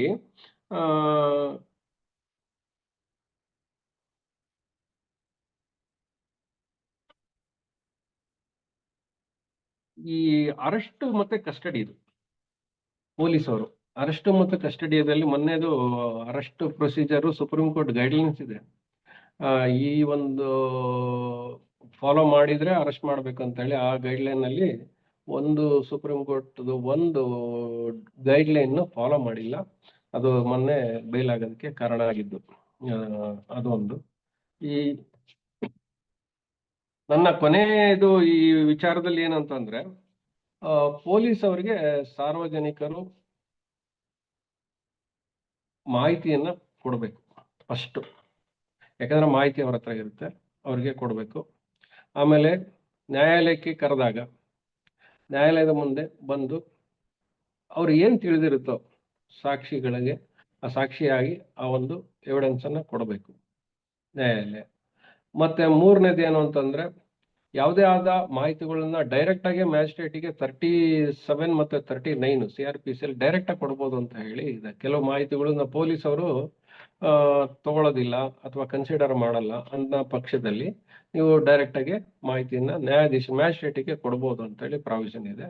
ಆವಾಗ ನ್ಯಾಯಾಧೀಶರು ಏನ್ ಮಾಡ್ಬೇಕು ಅದನ್ನ ಮಾಡ್ತಾರೆ. ಈಗ ನಮ್ಮಲ್ಲಿ PCR ಪ್ರಾವಿಷನ್ ಇದೆ. PCR ಅಂದ್ರೆ ಒಂದು ಪೊಲೀಸ್ ಸ್ಟೇಷನ್ಗೆ ಹೋದ್ಮೇಲೆ PCR ಹಾಕ್ತಾರೆ. ಬಟ್ ನೀವು ಹೋಗ್ದೇನೋ ಕೊಡ್ಬೋದು ಅಂತ ಮಾಹಿತಿ ಅಂತಂದ್ರೆ ಮಾಹಿತಿ ಕೊಡೋದು, ಅವರು ಅದನ್ನ ಸೂಕ್ತವಾಗಿ ತಗೊಳ್ಳಬೇಕು ಅಂತ ಹೇಳಿ CRPC ಪ್ರಾವಿಷನ್ಗಳು.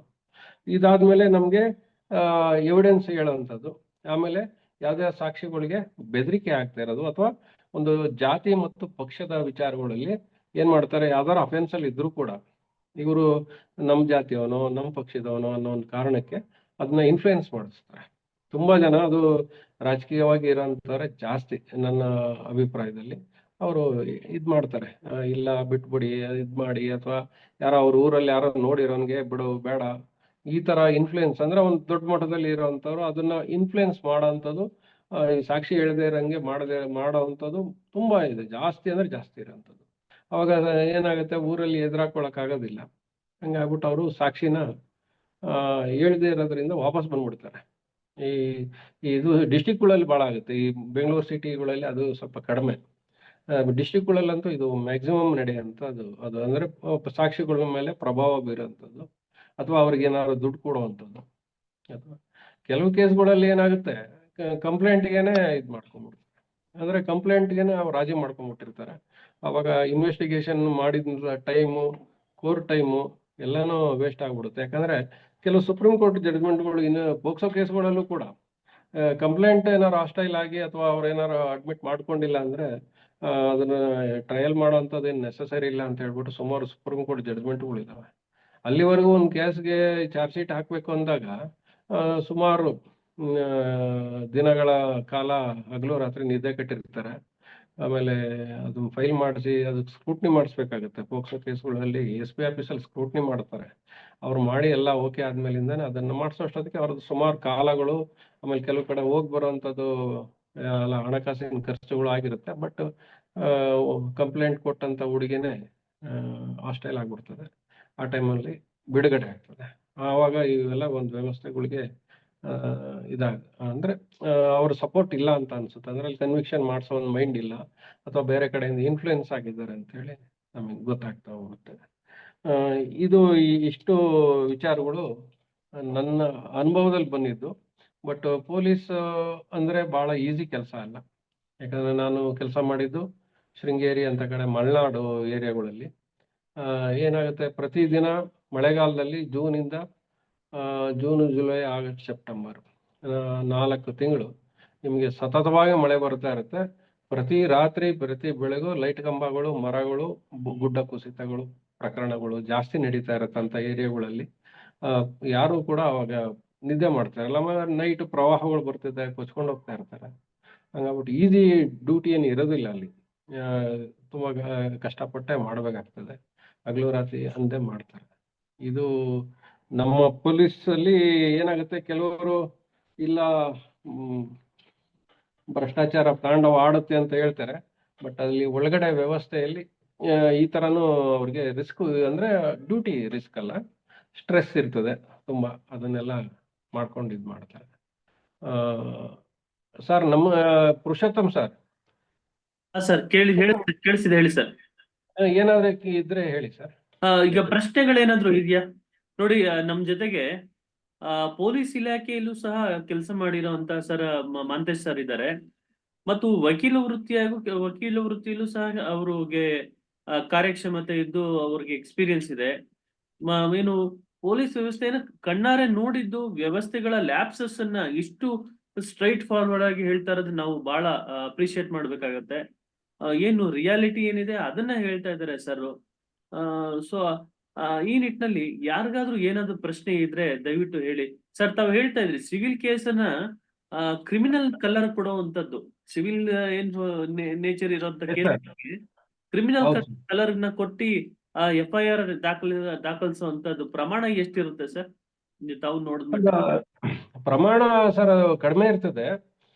ಬಟ್ ಆಕ್ಚುಲಿ ಏನಂದ್ರೆ ಅದು 307ಗೆ ತರಕ್ಕೆ ಬಹಳ ಟ್ರೈ ಮಾಡಿದ್ದಾರೆ ಸರ್. ನಾನು ನೋಡಿರಂಗೆ ನಾನು ಒಂದು 1% 2% ಇರ್ಬೋದು. ಬಟ್ ಆದ್ರೆ ಅಂತ ಮೇಜರ್ ಅಫೆನ್ಸ್ಗೆ ಒಳಗಡೆ ಹಾಕೋದು ಬಹಳ ಇದನ್ಸುತ್ತೆ ಸರ್, ನೋವನ್ಸುತ್ತೆ ಕೆಲವು ಟೈಮ್. ಹ್ಮ್. ಬಟ್ ನಾವು ಏನಾಗುತ್ತೆ ಮೇಲ್ಗಡೆ ಆಫೀಸರ್ಗಳ ಹತ್ರನೂ ಎಲ್ಲ ಮಾಡಿದಾಗ ಅದು ಏನಿದೆಯೋ ಆಸ್ ಪರ್ ಕಂಪ್ಲೇಂಟ್ ಮಾಡ್ಬೇಕಾಗ್ತದೆ. ಅವಾಗ 307 ಅಲ್ಲಿ ಆಟೋಮೆಟಿಕ್ ಆಗಿ ಬಂದ್ಬಿಡುತ್ತೆ. 1% 2% ಇದೆ ಸರ್ ಆತರ. ಓಕೆ, ತಾವು ಹೇಳ್ತಾ ಇದ್ರಿ ಕನ್ವಿಕ್ಷನ್ಸ್ ರೇಟ್ ಬಹಳ ಕಡಿಮೆ ಇದೆ. ಕೆಲವು Yes, sir. ಸತಿ ಬುದ್ಧಿವಂತ ವಕೀಲರು ಪ್ರೊಸೀಜರ್ ಮೇಲೆ ಹೋಗುವಂತದ್ದು ಇರ್ತದೆ. Yes, facts sir. ಮೇಲೆ ಆಗ್ಲಿಲ್ಲ ಅಂತಂದ್ರೆ ಪ್ರೊಸೀಜರಲ್ ಲ್ಯಾಪ್ಸಸ್ ನ ನೋಡುವಂತದ್ದು. ಸೊ ಈ Yes, sir. ನಿಟ್ಟಿನಲ್ಲಿ ಪ್ರೊಸೀಜರ್ಸ್ ಗಳನ್ನ ನಾವು ಏನು ಫಾಲೋ ಮಾಡೋದಿಲ್ವಾ, ಅಥವಾ ಎಲ್ಲೋ ಒಂದ್ ಕಡೆ ಲೋಪ ಆಗ್ಬಿಡುತ್ತಾ ಅಂತ? ಇಲ್ಲ ಸರ್, ಪ್ರೊಸೀಜರ್ನ ಏನಂತಂದ್ರೆ ಈ ಪೊಲೀಸ್ ವ್ಯವಸ್ಥೆ ಈಗಿನ ಸದ್ಯದ ವ್ಯವಸ್ಥೆಯಲ್ಲಿ ಏನಾಗುತ್ತೆ, ಅವರಿಗೆ ಓದೋಷ್ಟಂತೂ ಪೇಷನ್ಸ್ ಇಲ್ಲ ಫಸ್ಟ್ ಪಾಯಿಂಟು. ಯಾಕಂದ್ರೆ ಅವ್ರ ವರ್ಕ್ ಲೋಡ್ ಜಾಸ್ತಿ ಇರುತ್ತೆ ಸರ್. ಆಮೇಲೆ ಪ್ರತಿಯೊಂದು ಪ್ರೊಸೀಜರ್ನ ಅವರು ಆಸ್ ಪರ್ ಏನ್ ನಾವು CRPC ಅಲ್ಲಿ ಇರುತ್ತೋ ಅಥವಾ ಈ ಬೇರೆ ಒಂದು ಸ್ಪೆಷಲ್ ಆಕ್ಟ್ ಅಲ್ಲಿ ಇರ್ತದೋ ಅಥವಾ ಪೋಕ್ಸೋದಲ್ಲಿ ಅದನ್ನ ಅವರು ತೀರಾ ಗಮನ ಇಟ್ಟು ಕೊಡೋದಿಲ್ಲ. ಅದನ್ನ ಕೆಳ ಹಂತದ ಅಧಿಕಾರಿಗಳೇನೆ ಮಾಡ್ತಾ ಇರ್ತಾರೆ. ಅಯ್ಯೋ ಒಬ್ರಾಗಿದ್ರು ಕೂಡ ಕೆಳ ಹಂತದ ಅಧಿಕಾರಿಗಳೇ ಮಾಡ್ತಿರ್ತಾರೆ. ಅವ್ರಿಗೆ ಅಷ್ಟು ಗಮನ ಇದಿರಲ್ಲ ಸರ್, ಜ್ಞಾನ ಇರೋಲ್ಲ ಅದ್ರದ್ದು ಪ್ರೊಸೀಜರ್ ಬಗ್ಗೆ. ಅದು ಏನಾಗುತ್ತೆ ಎಂಡೆಡ್ ಅಪ್ ಇನ್ನು ಇದು ಅಲ್ಲ, acquittal ಅಲ್ಲ. ನೋಡಿ ಸರ್, ಈಗ ತಾವು ಹೇಳ್ತಾ ಸರ್, ಇದ್ರಿ, ಬಟ್ ನೋಡಿ ಎಲ್ಲೋ ಒಂದ್ ಕಡೆ ನಾವು ಜನಸಾಮಾನ್ಯರು ಅಂತ ಆ ನಿಟ್ಟಿನ ದೃಷ್ಟಿಲಿ ನೋಡಿದಾಗ ಹೌದು ಸರ್. ಎಲ್ಲೋ ಒಂದ್ ಕಡೆ ಫಾಲ್ಸ್ ಕೇಸ್ಗಳಾದಂತ ಸಂದರ್ಭದಲ್ಲಿ ಆ ಎಸ್ ಸರ್. ವ್ಯಕ್ತಿ ತುಂಬಾ ಸಫರ್ ಮಾಡ್ತಾನೆ. ಅಕ್ಯೂಸ್ಡ್ ಅವನು ತಪ್ಪ ಏನು ಇನ್ನೋಸೆಂಟ್ ಪರ್ಸನ್ ಇರುವಂತ ಅಕ್ಯೂಸ್ಡ್ ಏನಿರ್ತಾನೆ ಹೌದು ಸರ್. ತುಂಬಾ ಸಫರ್ ಪಡ್ತಾನೆ. ಆ ನಿಟ್ಟಿನಲ್ಲಿ ಪೊಲೀಸ್ ನೋಡಿ ಈ ತರ ಒಂದು ನನ್ನ ಮೇಲೆ ಒಂದು ಫಾಲ್ಸ್ ಕೇಸ್ ಮಾಡಿದ್ರು, ಒಂದು ಫಾಲ್ಸ್ ಚಾರ್ಜ್ ಶೀಟ್ ಬಿಲ್ಡ್ ಮಾಡಿದ್ರು, ಸ್ಟೇಟ್ಮೆಂಟ್ಸ್ ಗಳನ್ನ ನಾನು ಅಲ್ಲಿ ಅವರು ಸಾಕ್ಷಿಗಳ ಹತ್ರ ಹೇಳಿಕೆನೂ ಪಡಿದಲೆ ಇವರೇ ಜಸ್ಟ್ ಸ್ಟೇಷನ್ ಅಲ್ಲಿ ಕುತ್ಕೊಂಡು ಏನೋ ಒಂದು ರೆಡಿ ಮಾಡಿ ಚಾರ್ಜ್ ಶೀಟ್ ಅನ್ನ ಹಾಕಿದ್ರು. ಇಷ್ಟು ವರ್ಷ ನಾನು ಈ ಕೇಸ್ ವಿಚಾರವಾಗಿ ಓಡಾಡ್ದೆ, ಕೋರ್ಟು ಲಾಯರ್ ಆಫೀಸು ಎಲ್ಲ ಓಡಾಡದೆ, ದುಡ್ಡು ಕಳ್ಕೊಂಡೆ, ಸಮಯ ಕಳ್ಕೊಂಡೆ, ಎಷ್ಟೆಷ್ಟು ಒಂದು ಗೌರ್ಮೆಂಟ್ ನನಗೆ ಜಾಬ್ ಆಪರ್ಚುನಿಟೀಸ್ ಬರ್ತಾ ಇತ್ತು. ಆ ನಿಟ್ಟಿನಲ್ಲಿ ಅದು ಸಹ ನನಗೆ ಇಲ್ದಂಗಾಯ್ತು ಅಂತ ಎಸ್ ಎಷ್ಟೋ ಸರ್. ಕಡೆ ಸಫರ್ ಮಾಡಿದಂತ ಸಂದರ್ಭದಲ್ಲಿ ಸರ್ಕಾರ ಇದಕ್ಕೆ ಏನಾದ್ರು ಪ್ರಾವಿಷನ್ಸ್ ಇದೆಯಾ? ಇಲ್ಲ ಸರ್, ಸರ್ಕಾರ ಇಲ್ಲ ಸರ್. ಆ ಒಂದು ಹಂತದ ಆಫೀಸರ್ ನೋಡಿ, ಇನ್ಸ್ಪೆಕ್ಟರ್. ಯಾಕೆಂದ್ರೆ ಪೊಲೀಸ್ ಅಧಿಕಾರಿ ಮೇಲೆ ಕೇಸ್ ಮಾಡ್ಲಿಕ್ಕೆ ಆಗಲ್ಲ. Yes sir. ಆಗತ್ತಾ ಪೊಲೀಸ್ ಅಧಿಕಾರಿ ಮೇಲೆ ಕೇಸ್ ಮಾಡ್ಲಿಕ್ಕೆ ಆಗಲ್ಲ. ಆಗಲ್ಲ? ಹೌದು ಹೌದು. ಆ ನಿಟ್ಟಿನಲ್ಲಿ ತಮ್ಮ ವಿಶ್ಲೇಷಣೆ ಏನಿದೆ? ಅಲ್ಲ ನಿಜ ಸರ್. ಈಗ ಒಂದು ಸುಳ್ಳು ಕೇಸ್ ಹಾಕಿ ಈಗ ಒಂದು ಕರೆಕ್ಟ್ ಆಗಿ ಏನಾಗುತ್ತೆ, ನಾವು ಇದನ್ನ ಅಬ್ಸರ್ವ್ ಮಾಡಿದ್ದೀನಿ ಸರ್. ನಿಮ್ಮಲ್ಲಿ ಹಳ್ಳಿಗಳಲ್ಲಿ ಕಂಡು ಬರುತ್ತೆ ಈ ತರ ವಿಚಾರ. ಹೆಂಗೆ ಅಂದ್ರೆ ಅವನು ಯಾರೋ ಒಬ್ಬ ಹುಡುಗ ಓದ್ತಾ ಇದ್ದಾನೆ ಅಂದಾಗ ಅವನಿಗೆ ಒಂದು ಹೆಚ್ಚು ಕಡಿಮೆ ಡಿಗ್ರಿ ಸೆಕೆಂಡ್ ಇಯರ್ ಇರ್ಬೇಕಿಂದಾನೆ ಅವ್ರನ್ನ ಟಾರ್ಗೆಟ್ ಮಾಡ್ತಾರೆ. ಅವನ ಮೇಲೆ ಏನಾರು ಮಾಡಿ ಒಂದು FIR ಮಾಡ್ಬೇಕು ಅಂತ. ಇದು ನನಗೆ ಗೊತ್ತಿರೋ ವಿಚಾರನೇ ಸರ್. ಅಥವಾ ಅವ್ನು ಹೆಂಗಾರ ಮಾಡಿ ಅವನ್ನ ಒಂದು ಗಲಾಟೆಗೆ ಅವನ್ನ ಇನ್ವಾಲ್ವ್ ಮಾಡ್ಕೊಳ್ಳೋದಕ್ಕೆ ಟ್ರೈ ಮಾಡ್ತಾರೆ. ನಾನು ಒಂದು 4-5 ಕೇಸ್ ಈ ತರ ನೋಡಿದ್ದೀನಿ. ಅವ್ರ ಮೇಲೆ ಏನಾರ ಮಾಡಿ ಒಂದು FIR ಮಾಡಿ ಅದ್ರ ಏನಾಗುತ್ತೆ, ಅವ್ನು 21ನಲ್ಲಿ ಅವ್ನಿಗೆ ಏನಾರು FIR ಆದ್ರೆ ಅವ್ನ ಜಾಬ್ ಆಪರ್ಚುನಿಟಿ ಕ್ರಿಯೇಟ್ ಆಗದೆ ಅವಾಗ. ಅಲ್ಲಿಂದ ಅವನಿಗೆ ಒಂದು 5-6 ವರ್ಷ ಅಲ್ಲಿಗೆ ಅಡ್ಡ ಹಾಕೊಂಡ್ಬಿಟ್ರೆ ಅಲ್ಲಿಗೆ ಸಾಕು ಅನ್ನೋ ಮಟ್ಟದ ಭಾವನೆಗಳು ಬಹಳ ಇದಾವೆ. ಬಟ್ ಇದಕ್ಕೆ ಕಾಂಪನ್ಸೇಷನ್ ವಿಚಾರವಾಗಿ ಏನೂ ಇಲ್ಲ ಸರ್. ಕೆಲವು ಕೇಸ್ಗಳಲ್ಲಿ ಏನಾಗುತ್ತೆ, ಅಕ್ವಿಟಲ್ ಆದ್ರೆ ಡಿಪಾರ್ಟ್ಮೆಂಟ್ಗಳೇನೆ ಜಾಬ್ ಕೊಡ್ಬೇಕಾದ್ರೆ ಕೊಡ್ತಾ ಇದ್ದಾರೆ. ಬಟ್ ಟಿಲ್ ದೆನ್ ಅವರು ಒಂದು ಈಗ ಸಪೋಸ್ 24 ಅಲ್ಲಿ ಅವ್ನಿಗೆ ಅಪಾಯಿಂಟ್ಮೆಂಟ್ ಆದ್ರೂ ಕೂಡ ಅದನ್ನ ಪೆಂಡಿಂಗ್ ಇಡಿಸ್ಬೇಕು. ಎಲ್ಲಿ KT ಅಲ್ಲಿ ಪೆಂಡಿಂಗ್ ಇಡಿಸ್ಬೇಕು ಅವ್ನ ಪೋಸ್ಟ್. ಅದನ್ನ ಬೇರೆಯವ್ರಿಗೆ ಕೊಟ್ಟರು ಕೂಡ ಮತ್ತೆ ಸಿಕ್ಕೋದಿಲ್ಲ. ಇದು ಈ ಪ್ರಾಬ್ಲಮ್ ಇರೋದು ಸರ್.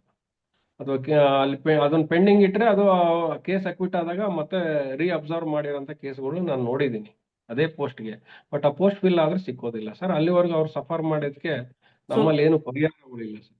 ಸೊ ಈ ನಿಟ್ಟಿನಲ್ಲಿ ಏನು ಕ್ರಿಮಿನಲ್ ಲಾ ಅಲ್ಲಿ ರಿಫಾರ್ಮೇಶನ್ ತರಬೇಕು ಅಂತ ತಾವ್ ಹೇಳ್ತೀರಿ? ಅನ್ಸುತ್ತೆ ಸರ್, ಅದು ಒಂದು ರಿಫಾರ್ಮೇಶನ್ ತರಬೇಕು ಸರ್.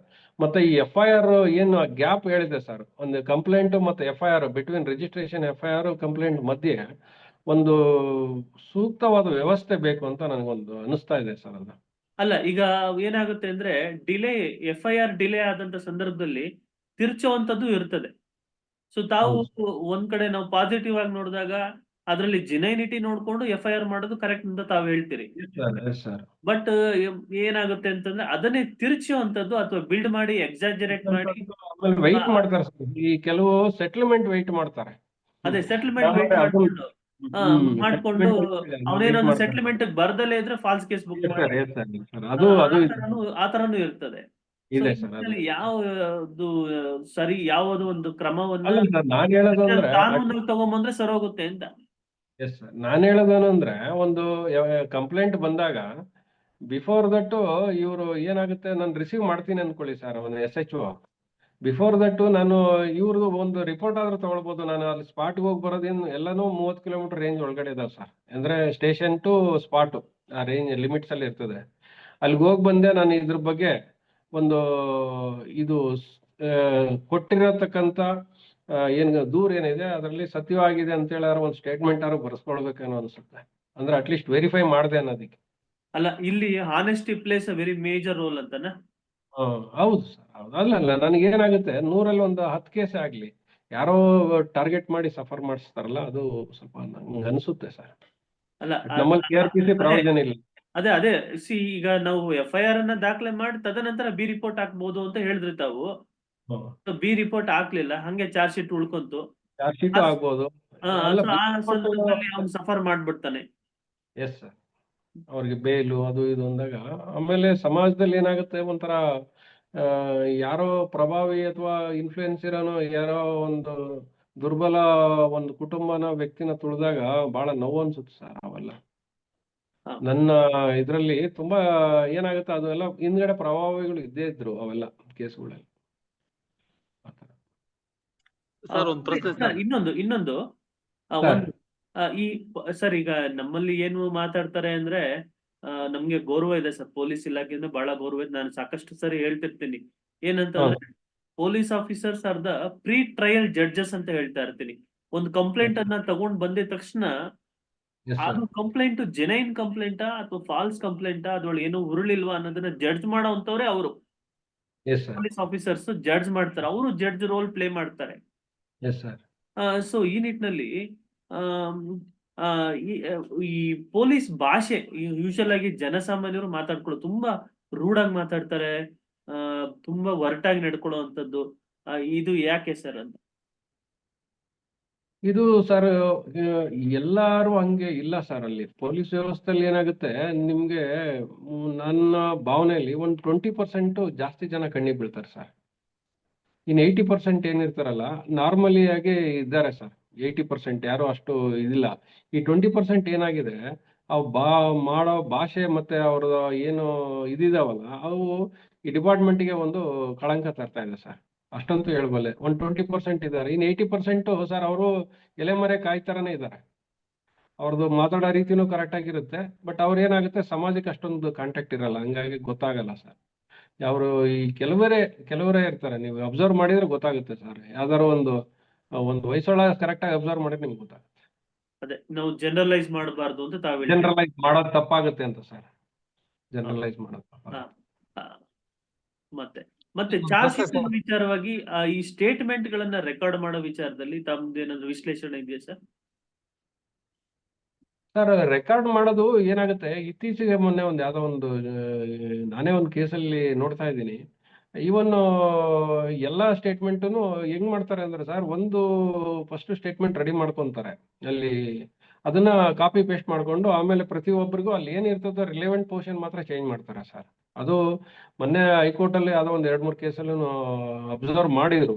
ಈವನ್ 164 ಸ್ಟೇಟ್ಮೆಂಟ್ ಇದೇ ತರ ಮಾಡಿದಾರಲ್ರಿ ಅಂತ ಹೇಳಿದ್ರು. ಆ ತರ ಸರ್, ಅದು ಅಂದ್ರೆ ತಪ್ಪು ಸರ್ ಅವೆಲ್ಲ. ಅಂದ್ರೆ ಅವ್ರು ಏನಾಗುತ್ತೆ, ಅವ್ರದೇ ವರ್ಡಿಂಗ್ಸ್ ಅಲ್ಲೇ ತಗೊಳ್ಬೇಕಂತ ಇದೆ ಸರ್ ಸ್ಟೇಟ್ಮೆಂಟ್. ಬಟ್ ಇಲ್ಲಿ ಯಾವುದು ನಡೀತಾ ಇಲ್ಲ. ಯಾಕಂದ್ರೆ ಅವ್ರ ಟೈಪಿಂಗ್ ಟೈಮ್ ಆಗುತ್ತೆ ಅನ್ನೋ ಒಂದು ದೃಷ್ಟಿನೋ ಅಥವಾ ಏನೋ ಗೊತ್ತಿಲ್ಲ.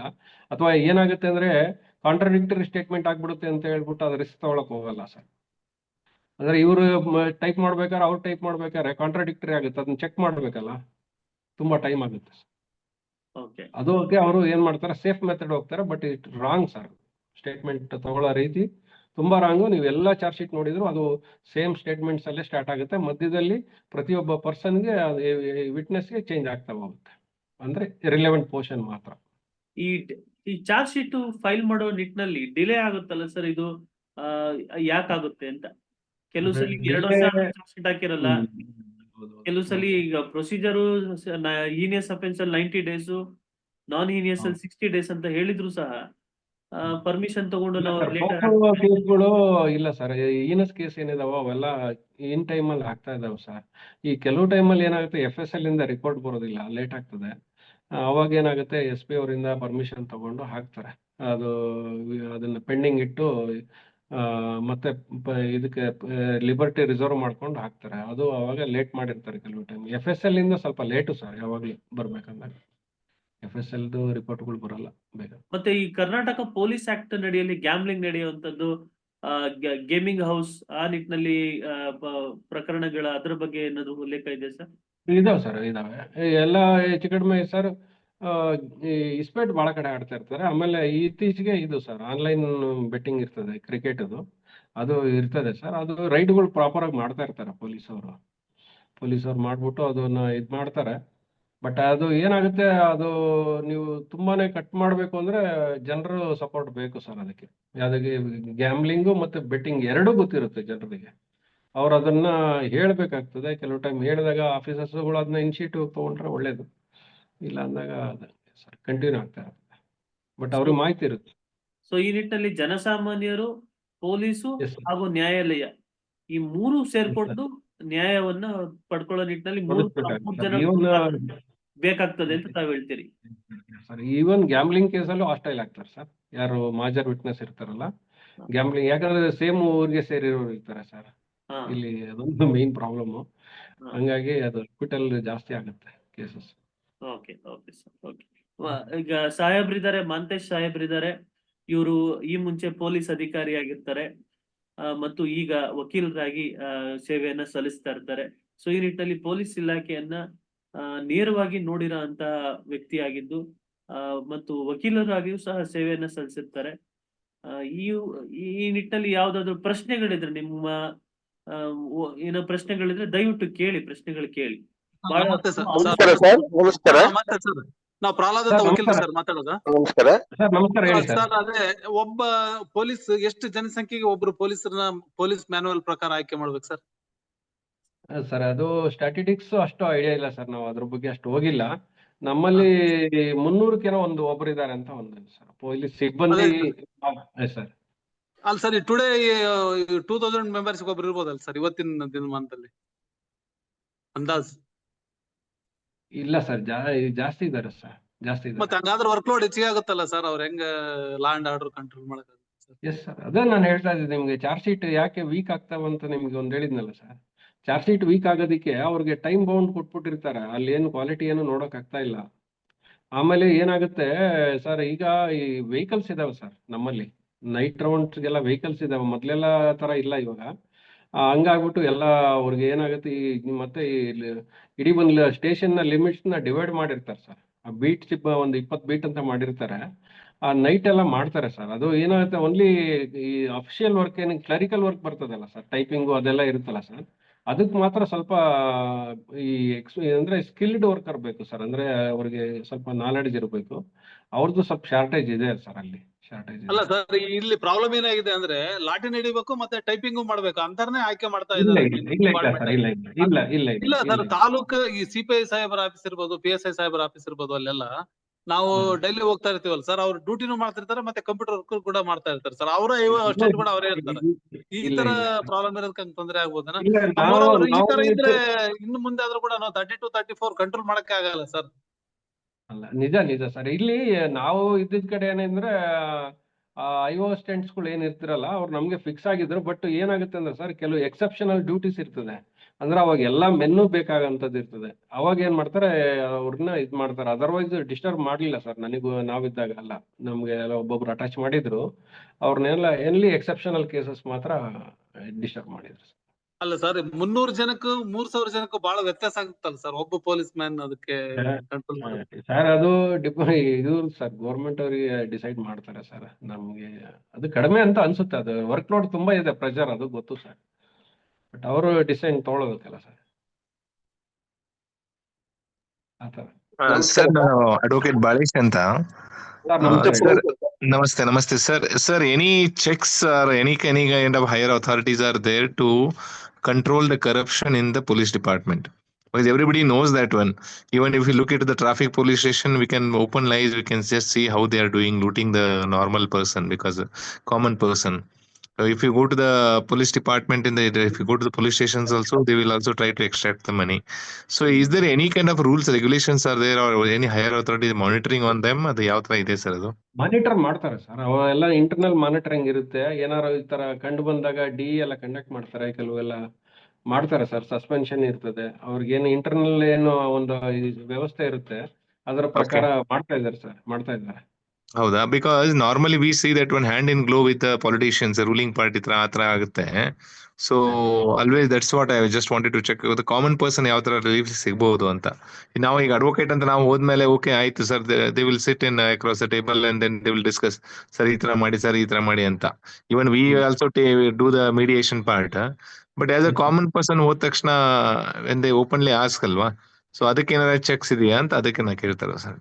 ಯಾಕಂದ್ರೆ ಇವಾಗ ಅದಕ್ಕೆ ಸರ್ ಬಾಡಿ ಕ್ಯಾಮರಾ ಇಂಟ್ರೊಡ್ಯೂಸ್ ಮಾಡಿದ್ದಾರೆ, ನಾನು Okay. ನೋಡಿದೆ. ಆಮೇಲೆ ಸ್ಟೇಷನ್ಗಳಲ್ಲೆಲ್ಲ CC ಕ್ಯಾಮರಾ ಫಿಕ್ಸ್ ಮಾಡಿದ್ದಾರೆ.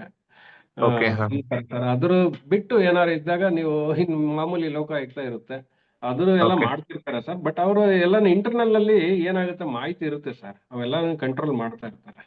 ಹೌದಾ ಎಲ್ಲ ಸರ್? ಮತ್ತೊಂದು Yes, sir. Thank you sir, thank you. ಮತ್ತೊಂದು ಕಾನ್ಸೆಪ್ಟ್, ಈಗ 0 FIR ಅಂತ ಬಂತು ಸರ್ ಇದು BSNSS ಅಲ್ಲಿ. Okay, Yes, sir. 0 FIR ಅಂತ ಬಂದಿದೆಲ್ಲ ಪಾಲಿಸಿ, ಅಂದ್ರೆ because they have to register the FIR sir, they Yes, cannot sir. Deny it list ಅಂತ. Because Yes, so sir. Many cases are now also it is happening that even though they go and approach the police station, they are not taking the complaints because of the higher authority, ಬೇರೆ ಬೇರೆ pressure ಇದೆ ಆತರ. ಅವಾಗ ಏನ್ ಮಾಡ್ಬೇಕು sir ಇದು? Sir can you go normally directly approach? ಇಲ್ಲಾದ್ರೆ ಬೆಂಗಳೂರು ಆದ್ರೆ DCP ಅವ್ರ ಹತ್ರ ಹೋಗ್ತಾರೆ ಸರ್. ಇಲ್ಲ ಓಕೆ, ಅಂದ್ರೆ ಡಿಸ್ಟ್ರಿಕ್ಟ್ ಲೆವೆಲ್ ಅಲ್ಲಿ SP ಅವ್ರ ಹತ್ರ ಬರ್ತಾರೆ ಸರ್. ಅದಕ್ಕೆ ಅಲ್ಲಿ ಒಂದು ಏನಾಗುತ್ತೆ, ಕುಂದುಕೊರತೆಗಳ ವಿಭಾಗ ಅಂತ ಒಂದು ಸಪರೇಟ್ ಆಗಿ ಎವ್ರಿ ಲೆವೆಲ್ ಅಲ್ಲಿ ಒಬ್ರು ಇಟ್ಟಿದ್ದಾರೆ ಸರ್. ಅದಕ್ಕೆ ಒಂದು ಬ್ರಾಂಚ್ ಇಟ್ಬಿಟ್ಟಿದ್ದಾರೆ. ನೀವು ಓಕೆ, ಡೈರೆಕ್ಟ್ ಆಗಿ ಅಲ್ಲಿ ಹೋದ್ರು ಅಲ್ಲಿ ಇದು ಮಾಡ್ತಾರೆ ಸರ್, ಅವರೇ ಕಳಿಸ್ಕೊಡ್ತಾರೆ. ಕನ್ಸರ್ನ್ ಸ್ಟೇಷನ್ಗೆ ಕಳಿಸ್ಕೊಡ್ತಾರೆ ಸರ್, ವಿತ್ ಅವ್ರದೊಂದು ನೋಟ್ ಹಾಕ್ಬಿಟ್ಟು ಕಳಿಸ್ಕೊಡ್ತಾರೆ ಸರ್.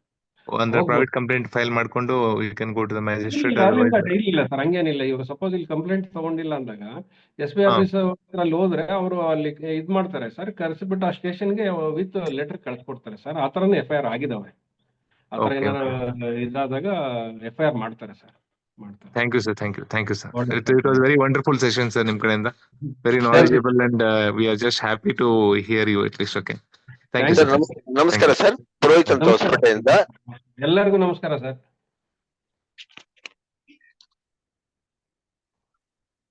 ಕೇಳಿ ಶ್ರೀಧರ್ ಅವ್ರೆ, ಕೇಳಿ ಪ್ರಶ್ನೆ ಕೇಳಿ. ಸರ್ ನಮಸ್ಕಾರ. ಇದು ಒಂದು ಸೈಬರ್ ಇದ್ರದ್ದು ಸಂಬಂಧಪಟ್ಟಿದ್ದು ಸರ್. ಇದು ಹೇಳಿ. ನಾವು ಇದು ಈ ಕಾಲ್ಸ್ ಏನ್ ಬರುತ್ತಲ್ಲ, ಫ್ರಾಡ್ ಕಾಲ್ಸ್, Yes, ಅವಾಗ sir. ನಾವು 1930 ಕಾಲ್ ಮಾಡಿದಾಗ ಅವ್ರು ಏನ್ ಹೇಳ್ತಾರ ಅಂತಂದ್ರೆ, ನಿಮ್ಗೆ ದುಡ್ಡು ಕಟ್ ಆಗಿದೆಯಾ, ದುಡ್ಡು ಕಟ್ ಆಗಿದ್ರೆ ಮಾತ್ರ ನಾವು ಕಂಪ್ಲೇಂಟ್ ತಗೊಂತೀವಿ ಅಂತ ಹೇಳ್ತಾರೆ.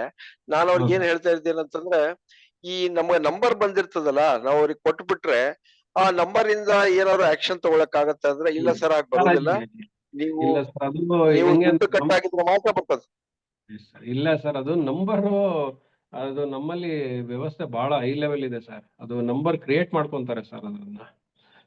ಅದು ವಿತೌಟ್ ಇದರಲ್ಲಿ ಕ್ರಿಯೇಟ್ ವರ್ಚುವಲ್ ನಂಬರ್ ಅಂತ ಬರ್ತದೆ ಸರ್. ಅದೊಂದು ಸಿಸ್ಟಮ್ ಇದೆ, ಅವ್ರು ಕ್ರಿಯೇಟ್ ಮಾಡ್ಕೊಂಡಿರ್ತಾರೆ. ಇವ್ರಿಗೆ ಗೊತ್ತಿದೆ ಸರ್, ಅದೆಲ್ಲ ಅಷ್ಟೊಂದು ಬುದ್ಧಿವಂತರಿದ್ದಾರೆ. ವರ್ಚುವಲ್ ನಂಬರ್ ಕ್ರಿಯೇಟ್ ಮಾಡ್ಕೊಂಡ್ರೆ ನಿಮ್ಗೆ ಟ್ರೇಸ್ ಆಗಲ್ಲ ಸರ್, ಅದು ಮತ್ತೆ ಟ್ರೇಸ್ ಆಗಲ್ಲ ಇದಕ್ಕೆ ಸರ್.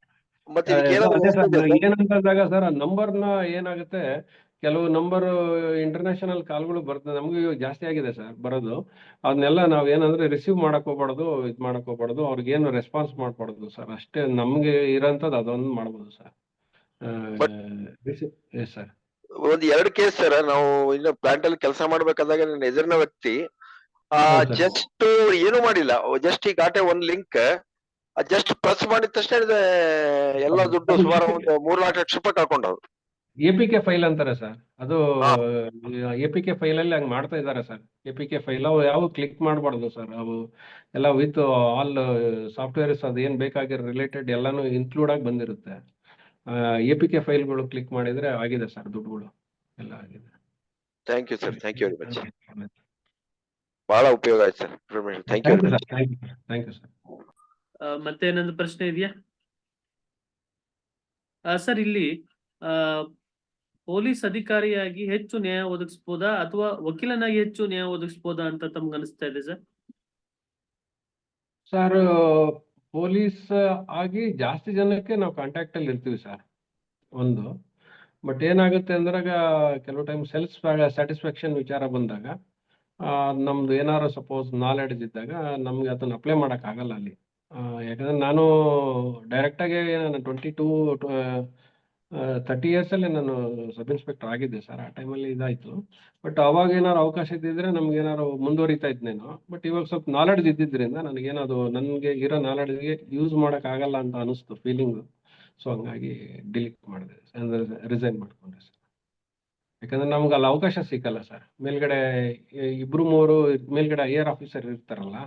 ಸೊ ನಮ್ಮ ಒಂದು ಇದಕ್ಕೆ ನಮ್ಮ ಅಭಿಪ್ರಾಯಕ್ಕೆ ಜಾಸ್ತಿ ಇದು ಮಾಡಲ್ಲ ಸರ್. ಸ್ವಲ್ಪ ಆ ಥರ ಇದ್ದಾಗ ಬೇಜಾರು ಅನ್ಸುತ್ತೆ. ಮತ್ತೇನಾದ್ರು ಪ್ರಶ್ನೆ ಇದೆಯಾ? ಬಹಳ ಧನ್ಯವಾದಗಳು ಸರ್. ಬಹಳ ತುಂಬಾ ಹಾನೆಸ್ಟ್ ಆಗಿ ತಮ್ದು ತುಂಬಾ ಹಾನೆಸ್ಟ್ ಆಗಿ ಏನು ಅಷ್ಟೇ ಏನು ಅಭಿಪ್ರಾಯಗಳಿದಾವೆ ಅಂತ ನಾನು ಭಾವಿಸ್ತೀನಿ. ತುಂಬಾ ಹಾನೆಸ್ಟ್ ಆಗಿ ತಾವು ಹೇಳ್ತಿದ್ದೀರಿ. ಬಹಳ ಸಂತೋಷ ಆಗುತ್ತೆ ಸರ್ ತಮ್ಮನ್ನ ನೋಡ್ತಾ ಇದ್ರೆ. ಒಳ್ಳೇದು ಸರ್, ಒಳ್ಳೆ ಸರ್. ನಿಮ್ಗೊಂದು ಮತ್ತೆ ಅವಕಾಶ ಕೊಟ್ಟಿದ್ರೆ ಪ್ರಶ್ನೆಗಳಿದ್ಯಾ? ನಮಗೂ. ಇನ್ನೊಂದು ಸಣ್ಣ ಪ್ರಶ್ನೆ ಇದೆ ಸರ್, ಇನ್ನೊಂದು ಪ್ರಶ್ನೆ ಇದೆ. ಕೇಳಿ. ಇದು ಸರ್ ಹೇಳ್ತಾ ಇದ್ರು ಸಾಮಾಜಿಕ ಹೊಣೆಗಾರಿಕೆ, ಈ ಎವಿಡೆನ್ಸ್ ಬಂದು ಸಾಕ್ಷಿ ಬಂದು ಹೇಳ್ಬೇಕು, ಸಮಾಜದ ಕರ್ತವ್ಯ ಆಗುತ್ತೆ ಅಂತ ಹೇಳಿದ್ರು. ನಾವು ಬಹಳಷ್ಟು ಕೇಸಸ್ ನೋಡಿದೀವಿ ಸರ್. ಯಾರು ಸಾಕ್ಷಿ ಹೇಳಲಿಕ್ಕೆ ಹೋಗ್ತಾ ಇರಲ್ಲ, ಅವ್ರು ಟಾರ್ಗೆಟ್ ಆಗ್ತಾರೆ. ಆಮೇಲೆ ಪ್ರಭಾವಿ ವ್ಯಕ್ತಿಗಳಿಂದ ಅವ್ರ ಫ್ಯಾಮಿಲಿ ತೊಂದರೆ ಕೊಡ್ತಾರೆ. ಇವನ್ ಸರ್ಕಾರಿ ಅಧಿಕಾರಿಗಳಿಗಾಗಿದ್ರೆ ಅವ್ರ ಕರೆಂಟ್ ಕಟ್ ಮಾಡ್ತಾರೆ, ಅವ್ರ ಮನೆ ನೀರ್ ಕಟ್ ಮಾಡ್ತಾರೆ, ಅವ್ರ ಮನೆ ಮುಂದ ಬಂದ್ಬಿಟ್ಟು ಪೊಲೀಸರೇ ಅನ್ಬಾರ್ದು, ಸಾರಿ, ಅವ್ರ ಕಡೆಯಿಂದ ಪ್ರಭಾವಿ ವ್ಯಕ್ತಿಗಳಿಂದ ಅವ್ರ ಮನೆ ಹತ್ರ ಗಲಾಟೆ ಮಾಡಿಸ್ತಾರೆ. ಹೀಗಿದ್ದಾಗ 99.99% ಜನ ಯಾರು ಸಾಕ್ಷಿ ಹೇಳಲಿಕ್ಕೆ ಬರೋದಿಲ್ಲ ಸರ್. ಇದು ನಾವು ಕಣ್ಣಿನ ನಮ್ಮ ಅನುಭವಕ್ಕೆ ಬಂದ ಮಾತುಗಳಿವು. Yes sir, yes sir, yes sir. ಹಂಗೆ ಇದೆ ಸರ್, ವ್ಯವಸ್ಥೆ ಇದೆ ಸರ್. ಅಲ್ಲ, ಇದು ಯಾಕೆ ಹೇಳ್ಬೇಕಾಯ್ತು ಅಂದ್ರೆ ತಾವು ಹೇಳಿದ್ರಿ ಸಮಾಜಕ್ಕೆ ಋಣಿ ಆಗಿರ್ಬೇಕು ಅಂತ. ಅದು ನಿಜ. ಬಟ್ ಪ್ರಾಕ್ಟಿಕಲಿ ಇದು ಆಗ್ತಾ ಇಲ್ಲ ಸರ್. ಇದು ಬಹಳಷ್ಟು ನೋಡಿದ್ವಿ. ಹೌದು ಸರ್, ಅದೇ ಮೈನ್ ಆಗ್ತಾ ಇರೋದು ಹಂಗೆ ಸರ್. ಅದು ಡಿಸ್ಟ್ರಿಕ್ಟ್ ಲೆವೆಲ್ ಅಲ್ಲಂತೂ ಮ್ಯಾಕ್ಸಿಮಮ್ ಮಾತ್ರ ಆಯ್ತಾ sir. Thank you sir. Sir, ಈಗ ಕರಪ್ಷನ್ ತಡೆಯಕ್ಕಾಗಿನ ನಾವೇನಾದ್ರೂ ಬಾತ್ಮೀದಾರರಿಂದ ವರದಿ ಹೋದಂತ ಸಂದರ್ಭದಲ್ಲಿ ಎಸ್ ಸರ್, ಅದು ಅಲ್ಲೇ ಫಸ್ಟ್ ಅವ್ರಿಗೆ ಸ್ಟೇಷನ್ ಮುಟ್ಟೋದಕ್ಕಿಂತ ಮುಂಚಿತವಾಗಿ ಇವ್ರು ಏನ್ ಇಲ್ಲಿ ಕರಪ್ಷನ್ ಮಾಡ್ತಿರ್ತಾರಲ್ಲ ಸರ್, ಅವ್ರಿಗೆ ಹೋಗ್ಬಿಟ್ಟಿರ್ತಾರ ಸರ್ ಮ್ಯಾಟ್ರ್. ಹಿಂಗಾದ್ರೆ ಯಾವ ತರ ಸಮಾಜಮುಖಿ ಕೆಲಸ ಮಾಡಕ್ ಜನಸಾಮಾನ್ಯರಿಗೆ ಅವಕಾಶ ಇದೆನಾ ಇವತ್ತಿನ ವ್ಯವಸ್ಥೆ ಒಳಗೆ? ಆಮೇಲೆ ಬಡವರು ಯಾರಿಗಾದ್ರೂ ನ್ಯಾಯ ಸಿಗುವಂತ ನಿಟ್ಟಿನಲ್ಲಿ ನೋಡಿದ್ರೆ ನಿಜವಾಗ್ಲೂ ಬಹಳ ಒಂದು ತಲೆ ತಗ್ಗಿಸುವಂತ ವಿಚಾರಗಳು ನಡೀತಾ ಇದಾವೆ ಸರ್ ದಿನನಿತ್ಯ ಸಮಾಜದಲ್ಲಿ. ನಾವ್ ಯಾರಾದ್ರೂ ಬಡವರಂತ ಅವ್ರ ಹಿಂದೆ ಹೋದ್ರೆ ನಮಗೆ ತೊಂದರೆ ಆಗುತ್ತೆ ವಿನ ಬೇರೆ ಯಾರಿಗೂ ತೊಂದರೆ ಆಗಲ್ಲ ಅನ್ನೋ ವ್ಯವಸ್ಥೆ ಇವತ್ತಿನ ದಿನ ಬರ್ತಾ ಇದೆ. ಇದು ಮುಂದೆ ಒಂದಿನ ಇದೇ ತರ ಮುಂದುವರಿಬಹುದಾ ಅಥವಾ ಏನಾದ್ರೂ ಕಂಟ್ರೋಲ್ ಆಗ್ಬೋದಾ ಸರ್? ಇದೇನಂದ್ರೆ ಸರ್, ಸಮಗ್ರವಾಗಿ ಒಂದು ನಮ್ಮ ಸಮಾಜ ಚೇಂಜ್ ಆದ್ರೆ ಮಾತ್ರ ಆಗುತ್ತೆ ಸರ್. ಇಲ್ಲ ಅಂದ್ರೆ ಚೇಂಜ್ ಆಗಕ್ ಆಗಲ್ಲ. ಇದು ಸಮಗ್ರವಾಗಿ ಬರ್ಬೇಕು. ಯಾವ್ದೇ ಒಂದು ಪಕ್ಷ, ಯಾವ್ದೇ ಜಾತಿ ಎಲ್ಲ ಬಿಟ್ಟಾಗ ಮಾತ್ರ ಇವೆಲ್ಲ ಸಾಧ್ಯ ಸರ್. ಇಲ್ಲ ಅಂದ್ರೆ ಆಗಲ್ಲ ಸರ್. ಇದು ಇನ್ನ ಮುಂದುವರ್ಕೊಂಡು ಜಾಸ್ತಿನೇ ಹೋಗ್ತದೆ ಹೊರತು ಕಡಿಮೆ ಆಗಲ್ಲ ಸರ್. ಯಾವಾಗ ಈ ತರ ಒಂದು ಸಪೋರ್ಟ್ ಎಲ್ಲ ಬರ್ತದೆ, ಈ ಪ್ರತಿಯೊಂದು ಚಿಕ್ಕ ಜಗಳಕ್ಕೂ ಕೂಡ ಇವಾಗ ಜಾತಿ ಮತ್ತೆ ಧರ್ಮ ಆಗ್ಲಿ ಪಕ್ಷದ ಒಂದು ಇದನ್ನ ಸೀಲ್ ಆಗ್ತಾ ಇದಾರೆ ಸರ್. ಅದು ಮೈನ್ ಪ್ರಾಬ್ಲಮ್ ಆಗ್ತಾ ಇರೋದಲ್ಲೇ ಸರ್. ಪ್ರತಿಯೊಂದು ಜಗಳಕ್ಕೆ ಎಲ್ಲೋ ಒಂದು ಕೆಲವು ವೈಯಕ್ತಿಕವಾಗಿರ್ತಾವ ಸರ್, ಅದಕ್ಕೂ ಅವರು ಸಪೋರ್ಟ್ ಮಾಡಲ್ಲ. ಮುಂದೆ ಯಾವ ತೊಂದರೆ ಇದೆ ಸರ್, ಮುಂದೆ ಜಾಸ್ತಿನೇ ಆಗುತ್ತೆ.